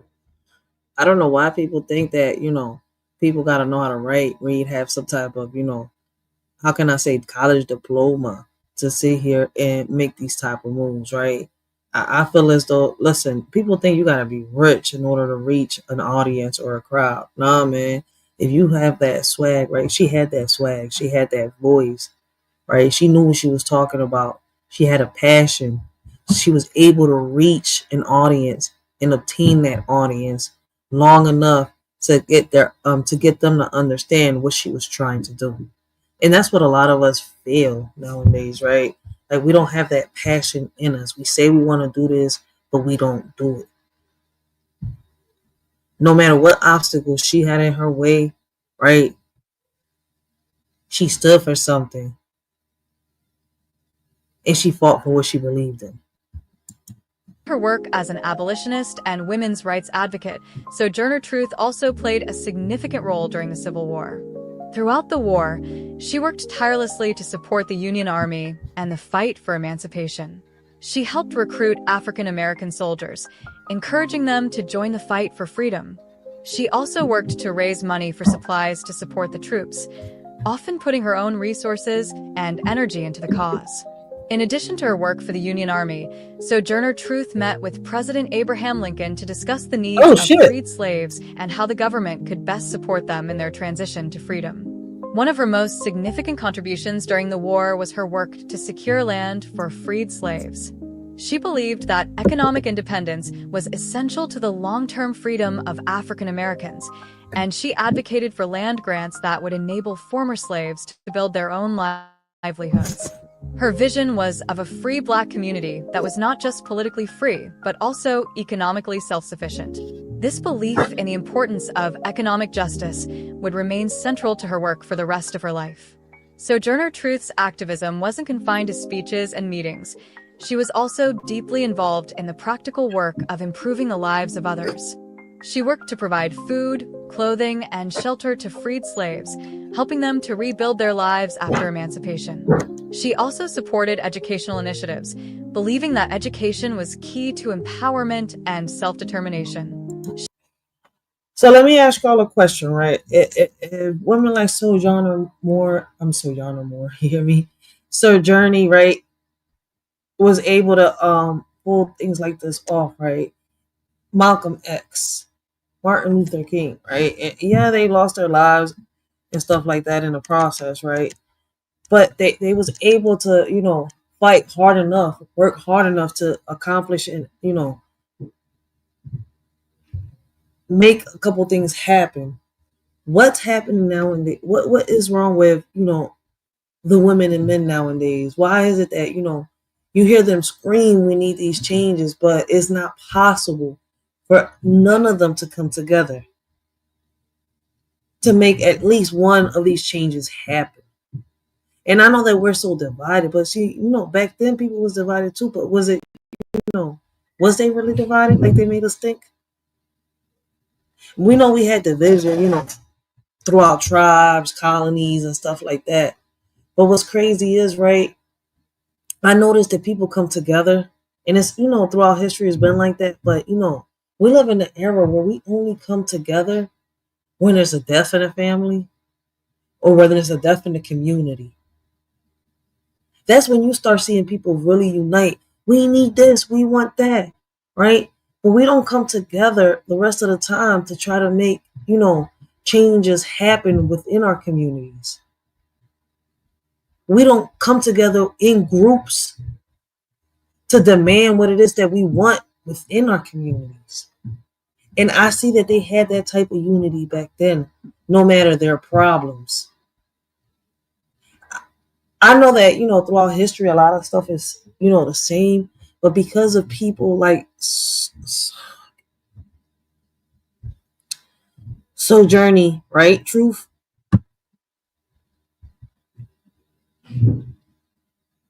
We've come a long way. It wasn't just one woman, right? From, one group that sat here and made it happen, right? And we got, the women's civil rights now. It was a bunch of women that came together, united, right? And what's crazy is even when they wasn't here, you've had more people still, how can I say, lead. I'm not going to say follow. They kept leading. So because these women led by example, they created more leaders within their communities. And I feel as though that, not just the women, but the men also did it back in that era. I feel as though that's what we're missing here. The leaders that call themselves leaders are not followers. I mean, oh my God, are not leaders. They're followers. And it's a few leaders there, right? But because there are so many followers, right, that are so-called themselves leaders, right, we can't really see them. It's kind of like, I don't know, an illusion, or I don't know what you want to call it. And that's why I say that we live in an era that, where people just live with excuses, that is made by excuses. Because even when you have a solution on the table, somebody want to come and say, oh, that's not going to work because of whatever reason. She traveled the country speaking on behalf of the rights of African Americans, women, and poor people, always stressing the importance of faith, unity, and justice in the fight for equality. Throughout her life, Sojourner Truth faced significant obstacles. She was a Black woman living in a society where both race and gender were used to oppress people. Yet, despite the hostility she often faced, she remained fearless. She believed her mission was divinely inspired and that her voice needed to be heard. She often faced hostility from both the abolitionist and women's rights movements, as some leaders didn't fully embrace her message of racial and gender equality. However, Truth's unwavering commitment to justice made her a beloved figure among those who recognized her courage and vision. Her faith was another driving force in her activism. Sojourner Truth's religious beliefs were central to her life and work. She believed in a personal relationship with God and often incorporated biblical references into her speeches to connect with her audience. She saw her fight for justice as part of her spiritual calling, and this belief gave her the strength to face the many dangers and challenges she encountered throughout her life. Her faith inspired others to join her in the struggle for equality, and it provided her with the courage to keep fighting, even when faced with great adversity. Sojourner Truth's ability to connect with people from all walks of life was one of her most remarkable qualities. She had the unique ability to speak to both Black and white audiences, abolitionists and women's rights activists, and ordinary citizens. She didn't just speak to the issues, she spoke to the hearts of her listeners, urging them to see the humanity in every person and to fight for justice. That's a fact right there. And it's crazy that we're in 2025, right? And I hear so many excuses on why we can't accomplish this, why we can't do this, why we can't come together. But you have somebody that came from an era, right? An era where, it was whites versus blacks. And what I mean by that was, right, the whites allegedly, I'm not going to say allegedly, how can I say it? How can I put this? The whites, I'm not going to say allegedly on something that's, that really happened. YouTube got me fucked up on that. The white people, right, sat here and tried to control the Black people, right, according to, what's written down in the books in history, right? So you got a woman here, right, that was in the era where because of the color of her skin, she was judged, put down. You see where I'm coming from? She lived in an era where she was enslaved. Basically, she had an owner, a master. You see where I'm coming from? And even with that, she still stood up and fought. We're in 2025 where, you know, you got black and Puerto Ricans marrying each other. You got whites and blacks marrying each other, Puerto Ricans and whites marrying each other, whites and Mexicans marrying each other. Like, it doesn't matter, man. You got different ethnicities and cultures mixing and mingling, just like in the beginning of time, right? And for some reason, right, we see that these people have fought, made it to the point where we're able to be where we're at now, right? And I call it fleece. We're free slaves, right? Like they just put a phone in front of us, a little box, whether it's a TV, a phone, a computer, a laptop, tablet, doesn't matter what it is, just to, keep us occupied. But we free slaves though. Thanks to those people that sat here and fought, came together and did what they did. And that's why I'm saying, like, these policies, these rules, these laws, all these are in placement for a reason. Now,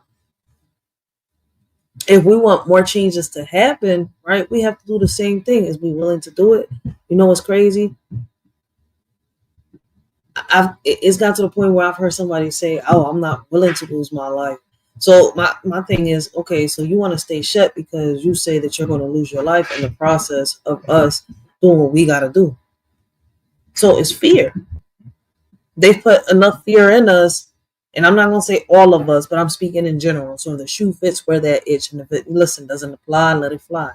They put enough fear in us, right, to the point where a lot of people are scared to even stand up and speak up. Speak their minds. Say how they feel. Because they say that, they don't want to get put in a casket. But these people, these people back then in this era, they didn't care. Brown, black, or white. Her speeches were grounded in personal experience and delivered with authenticity and passion, making her one of the most effective and beloved speakers of her time. Her legacy, however, extends far beyond her speeches and activism. Sojourner Truth's story is a testament to the power of resilience, determination, and faith. She overcame enormous personal challenges, from slavery to gender discrimination, and dedicated her life to fighting for the freedom and equality of all people. Her efforts changed the course of American history and paved the way for future generations of activists who continued her work. Today, Truth is celebrated as one of the most important figures in both the abolitionist and women's rights movements. Her name is commemorated in monuments, schools, and awards, ensuring that her legacy will never be forgotten. Sojourner Truth passed away on November 26, 1883, in Battle Creek, Michigan, but her impact continues to be felt today. She is remembered not only for her groundbreaking work in the abolition of slavery and the fight for women's rights, but also for her courage, faith, and unwavering belief in justice. Her story serves as an inspiration for all those who seek to make a difference in the world. She showed that one person, with the right combination of faith, courage, and perseverance, could change the course of history. Sojourner Truth's life is a powerful reminder of the importance of standing up for what is right, regardless of the obstacles. Her journey from slavery to becoming a nationally recognized advocate for justice is a testament to the strength of the human spirit. Her story encourages us all to continue fighting for justice, equality, and the freedom of all people. Whether through activism, community work, or simply standing up against injustice in our everyday lives, we all have the power to make a difference. Today, as we reflect on Sojourner Truth's life, we are reminded that the fight for equality is ongoing. Her work continues to inspire activists around the world who are fighting for racial justice, gender equality, and the rights of marginalized communities. Sojourner Truth's message is as relevant today as it was in the 19th century. The fight for justice and equality is not just a political struggle, but a moral one that requires all of us to act. And that's a fact. And for a lot of y'all out there, right, gender equality, right, when they're fighting for the gender equality, it doesn't mean non-binary. All right, guys, it doesn't mean that you're a man thinking that you're a woman, or a parent thinking that you're raising a child as a freaking cat or a dog, okay? Gender equality means that they fought hard for the women to be in these men's spaces, right?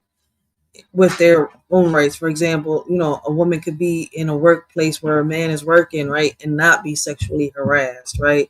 Not be, you know, discriminated because of her gender, her being a woman. Not being told that she can't do this because she's not a man.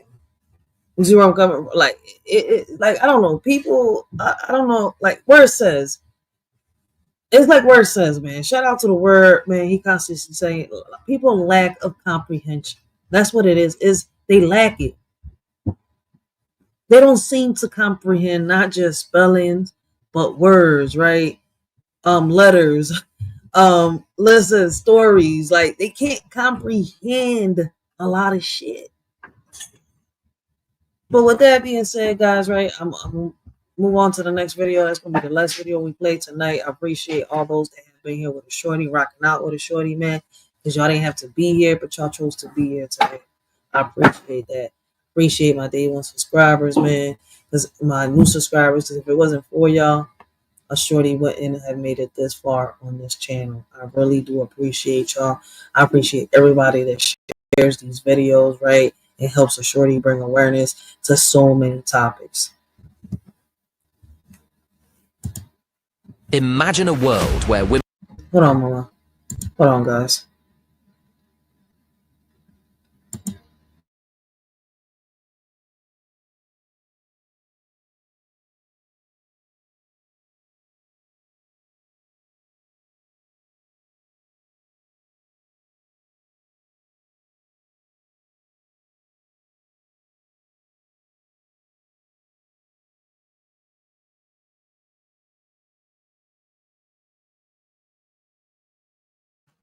My bad. I got interrupted by my little kangaroo. All right, so we're gonna move into the next video, right? It's called The Shocking Truth. The Shocking Truth about Shirley Chisholm. Chisholm? I hope I said her name right. Exposed, the first Black Congresswoman. When did they upload this video? 3 months ago. Let me see what it says. It has no comments. It says, dive deep into the remarkable life and legacy of Shirley Chisholm, a trailblazer who forever changed the face of American politics from her groundbreaking journey as the first Black woman elected to the U.S. Congress to her unapologetic presidential campaign with the slogan, unbought and unbossed. Ha! I'm ready for this video. Hold up, through that. Let's read the let's listen. Let's proceed. Women couldn't vote, where people of color were systematically denied their rights. In this era of immense inequality, a young woman from Brooklyn dared to dream bigger. Blessings, Who was she, Andrew. and how did she defy all odds to shatter glass ceilings and become a trailblazer for generations to come? Prepare to be amazed by the extraordinary life of Shirley Chisholm. I did not know she was the first Black Congresswoman, yo, for real. But blessings to I don't know if you heard me, Carino Andrew. Welcome to the live. Welcome.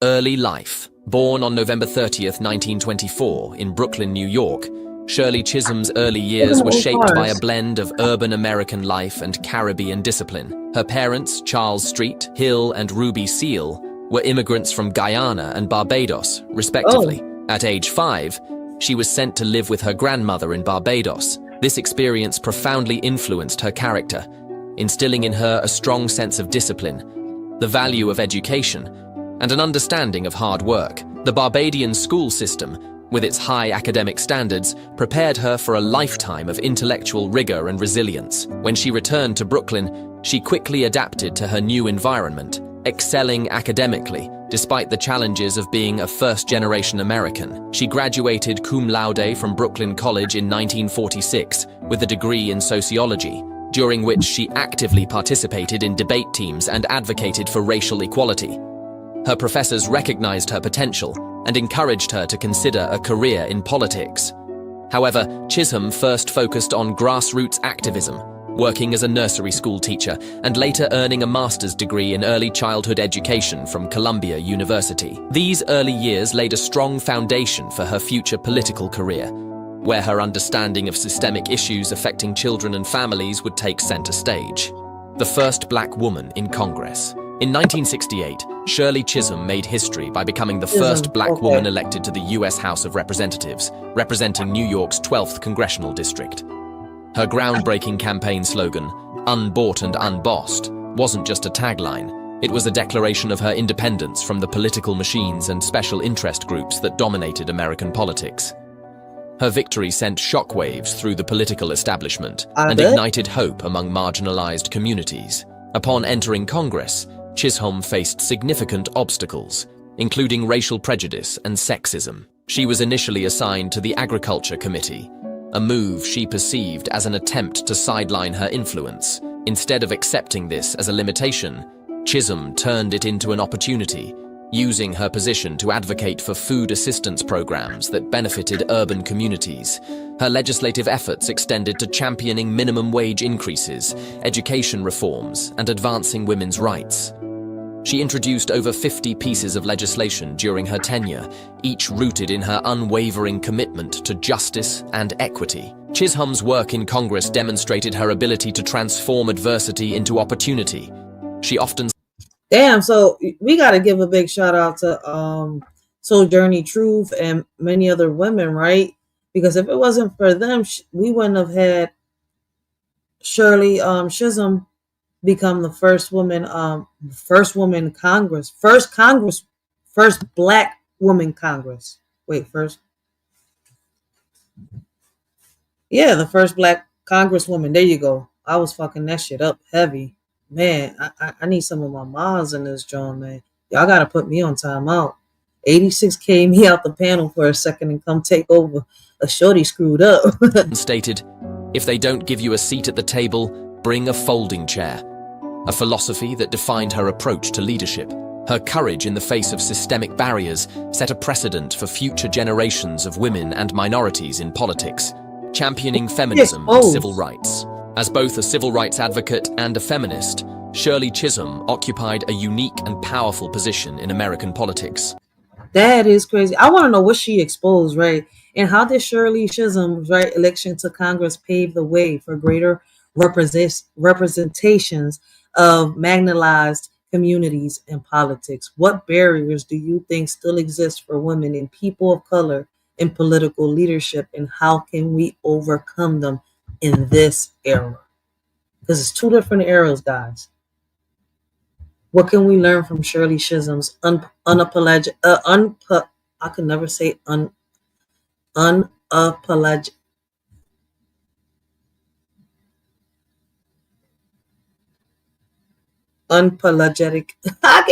the word. Right? What can we learn from Shirley Chisholm's not saying, not giving an apologies, right, approach to breaking barriers in a divided America? How can her resilience inspire us to push for change in our own communities here in 2025, right? We're in 2025, right? And change has got to be made. How can we do it? How can these stories, right, from these politicians, from the people in the past, right, that have made a change and a difference, right, inspire us, right, to, or show us, what can they teach us, right, in order for us to make these, changes in this era within our communities? I'm hoping I'm explaining it right, and I know I'm mixing the words up a little bit, but I'm just trying to get people to really understand, man. Sometimes, I got to bring it down a notch. She understood the intersectionality of race and gender long before the term became widespread. In 1971, she co-founded the National Women's Political Caucus alongside Gloria Steinem, Betty Friedan, and other luminaries, aiming to increase women's political representation. Her speeches often called for solidarity among marginalized groups, emphasizing that the fight for equality I'm like was Zelda from The interconnected. Legend of Zelda. Chisholm's legislative achievements reflected her dedication to these principles. She was instrumental in securing federal funding for childcare programs, ensuring that working mothers, especially those from disadvantaged backgrounds, could balance their responsibilities. She also fought for access to higher education for underprivileged students and consistently opposed policies that Look at the beautiful Selena in the building, yo.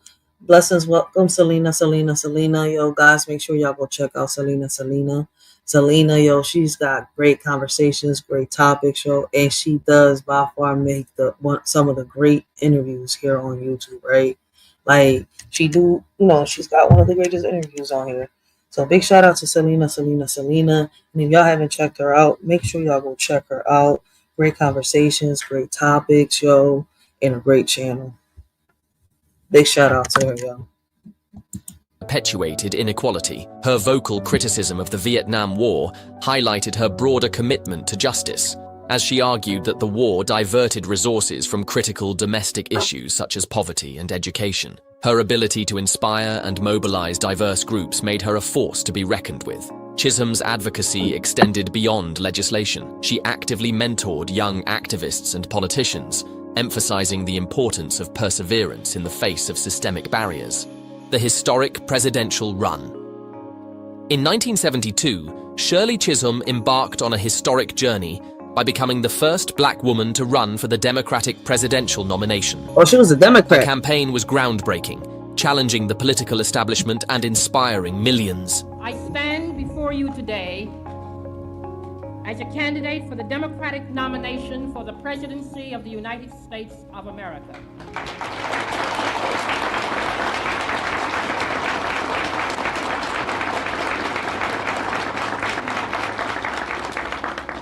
I am not the candidate of Black America, although I am black and proud.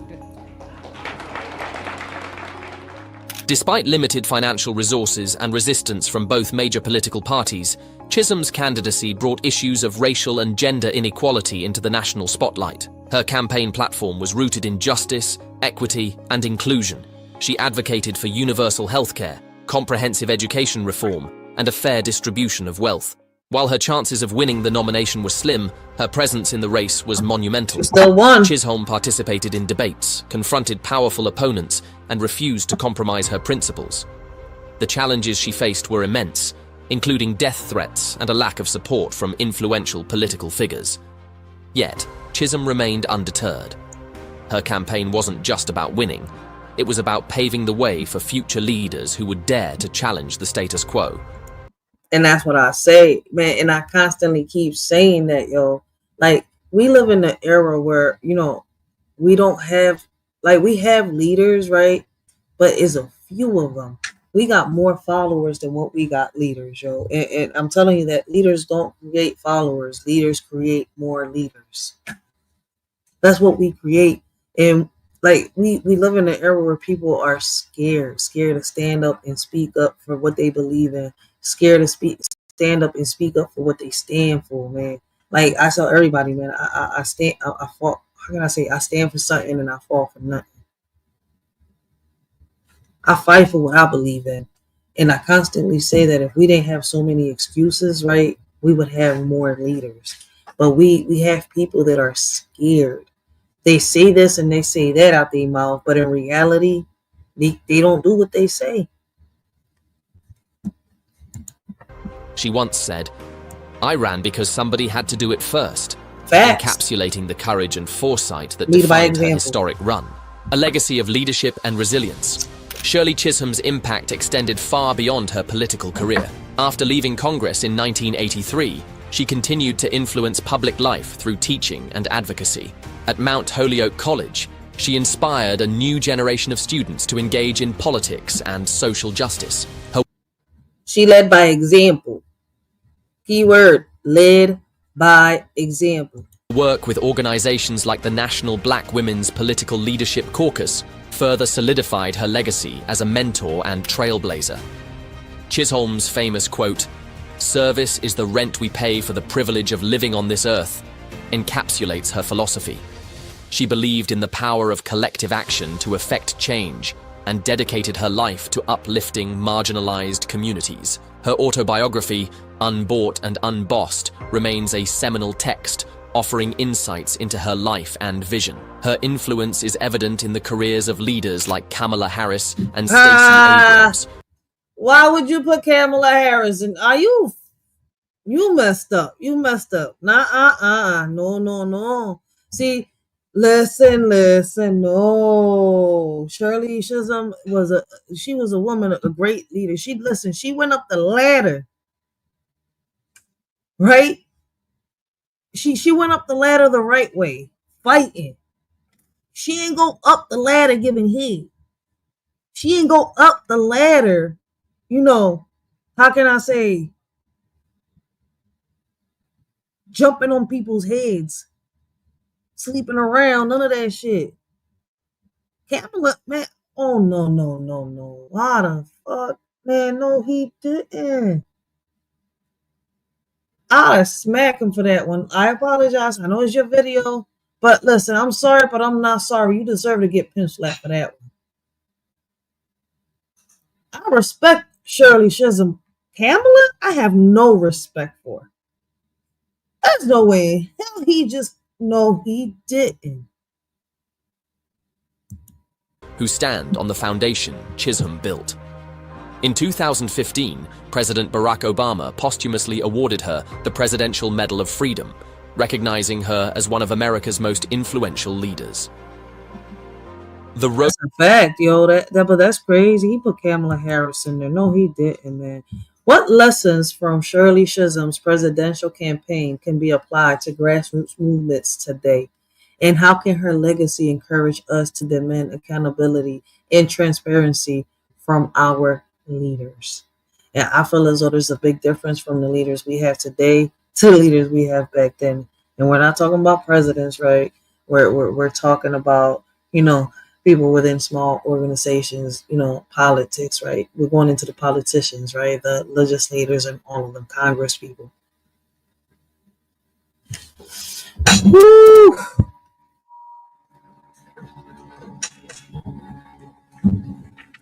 How does Shirley Chisholm's story inspire you to take action in your own life or advocate for change? My bad. I still got my little monkey up. Mama Gorilla about to get in gorilla style soon. Ode to Equality. Shirley Chisholm's contributions to civil rights and social justice were transformative. As a founding member of the Congressional Black Caucus, she emphasized the importance of black representation in policymaking. Her advocacy for gender equality challenged entrenched norms and created new opportunities of access to education and healthcare.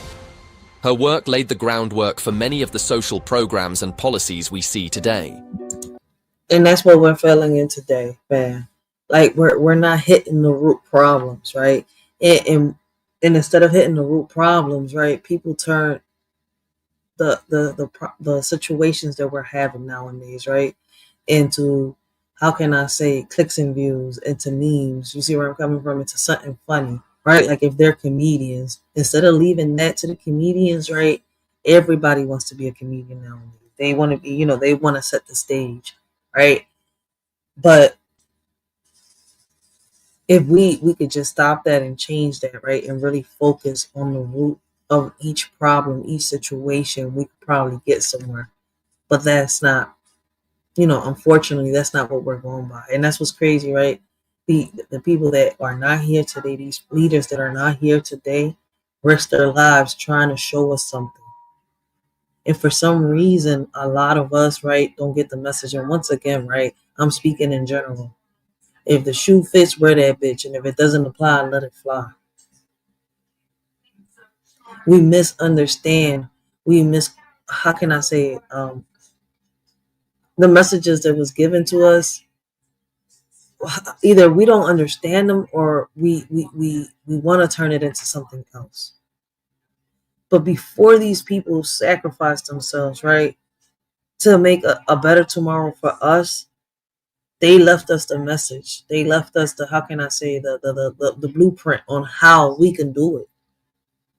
And it's crazy that you got a lot of warriors out here standing up and speaking up, but they get swayed because people say they want this, but when they do get when they do get solutions to the problems, they make excuses on why nothing's going to work.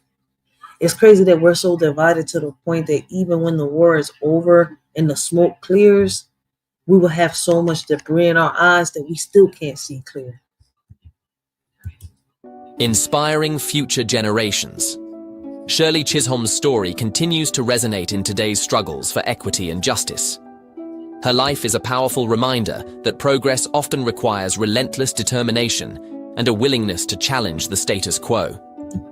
She inspired future generations to pursue leadership roles and advocate for systemic change, irrespective of the barriers they face.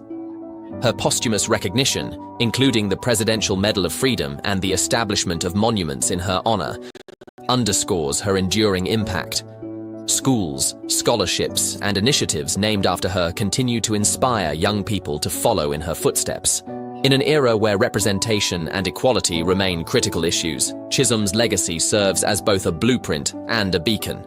She showed that one person's courage and vision could ignite a movement, transforming not just lives, but entire systems. Shirley Chisholm's journey from Brooklyn to Washington was more than a personal triumph. It was a seismic shift in American politics. As a trailblazer, feminist, and advocate for civil rights, she redefined what was possible for women and people of color. Her legacy is a call to action for all who believe in justice and equality. Through her indomitable spirit and visionary leadership, Shirley Chisholm left an indelible mark on history.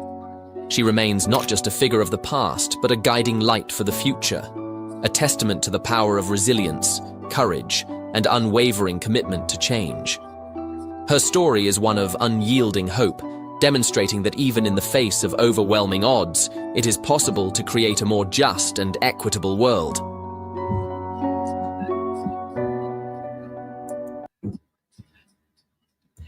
That's deep. So that's the story of Shirley Chisholm, right? And one thing I could tell y'all, right, throughout these lives, going down the rabbit hole, right, and exploring the past, right, whether it is the Bible, our ancestors, right, politics, presidents, wars, exploring our roots, right. I can honestly sit here and say that, in 2025, we can accomplish so many things if we stop making so many excuses, right? One thing that I can sit here and tell you is that I've learned, right, looking into the past, learning our roots, that Black and brown, we could go further than what we think if we put our minds to it.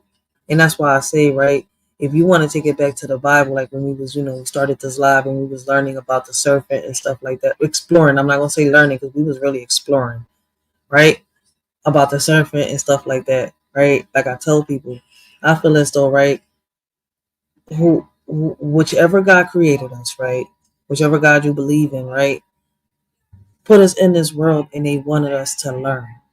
They wanted us to judge ourselves. They wanted us to figure things out. You see where I'm coming from? But I don't know. I guess people seem to think that, I don't know. I don't know really what people think sometimes. Like, oh, some real shit. It's to the point where people just confuse the shit out of me. I'm not even a people person no more. But I can honestly say that we got the power, right, to make the change in our lives, to make a difference in our lives, right? We got the power to start with ourselves first, within our homes, right, and then go outside and help others. We can make a difference. We got the power, right, to start our day off good or to start our day off bad, right? And instead of blaming God, for what happens, right, and instead of blaming the devil, right, for making us do bad things, we need to take accountability, right, on the things that we do, the options that we make, right, the choices that we take. Like, we need to take accountability, not blame God, not blame the devil. It is our fault, right? Because even though we got bad around us, right, we could turn something that's bad around us into something good. And I'm not saying the people, I'm saying that, all right, we're in a bad atmosphere. If you don't want to be in this bad situation, this bad atmosphere, you gotta remove yourself, right, from that bad atmosphere and put yourself in an atmosphere that you feel comfortable. We make the choices. We have the options to make these choices. But some of us either don't know how to make them or don't want to make them. But either way, however you look at it, right, it's up to us. It's up to us on how our future ends. Simple as that. And on that note, guys, that's all that I got for y'all today, man. I appreciate everybody that's been here, man. Until next time, it's your shorty Rachel. And we out. But fake love rules with cruel demand, leaving us to understand. In this age of like and retweets, we've forgotten what real love truly means. It's not just about show and tell, but a feeling that makes our hearts swell. It's hard to know who's true and who's fake in a world where appearances are hard to shake. But real love is deeper than a profile pic. It's in the way that someone makes your soul click. So let's not get lost in the digital haze. Let's remember what real love truly conveys. It's not about followers or online fame, but a connection that sets our hearts aflame. In this world of make-believe, they all wear a smile. But behind the scenes, it's just the clever guys, puppets in their show, dancing in their stage. We're all just pieces of their charade. Beneath their mask of joy lies the tangled web, where secrets and deceits are carefully bred. Their lovey-dovey act is just for display. We're all caught up in their twisted play. So let's break free from this illusion so grand and see through the facade with hearts unplanned. No longer pawns in their game of charade. Let's find our own path and not be swayed. I feel like I'm surrounded with people with strings attached to their back, waiting for their master's command. It's like when I was little, right, and I was reading Pinocchio. Every time that he told a lie, his nose grew. It's just that, in real life, their noses don't grow. Karma just catches. In the shadows we see, a love so pure and meek. But all that's left is a ghostly echo, a memory bleak. Longing for a bond that's true in this world so cold and weak. Yearning for the love we knew before the all turned antique. Lost in illusions of affection, bleeding like the mist. Hollow hearts yearn for connection, any realm dismissed. Seeking solace in echoes of the past where love truly exists. But all we find are mere reflections of what love once kissed. Amidst the ruins of our hearts, we search for something real. Yet all we grasp are faded echoes of what used to appeal. In this world where love has become just a commodity to steal. It's just a little food for thought.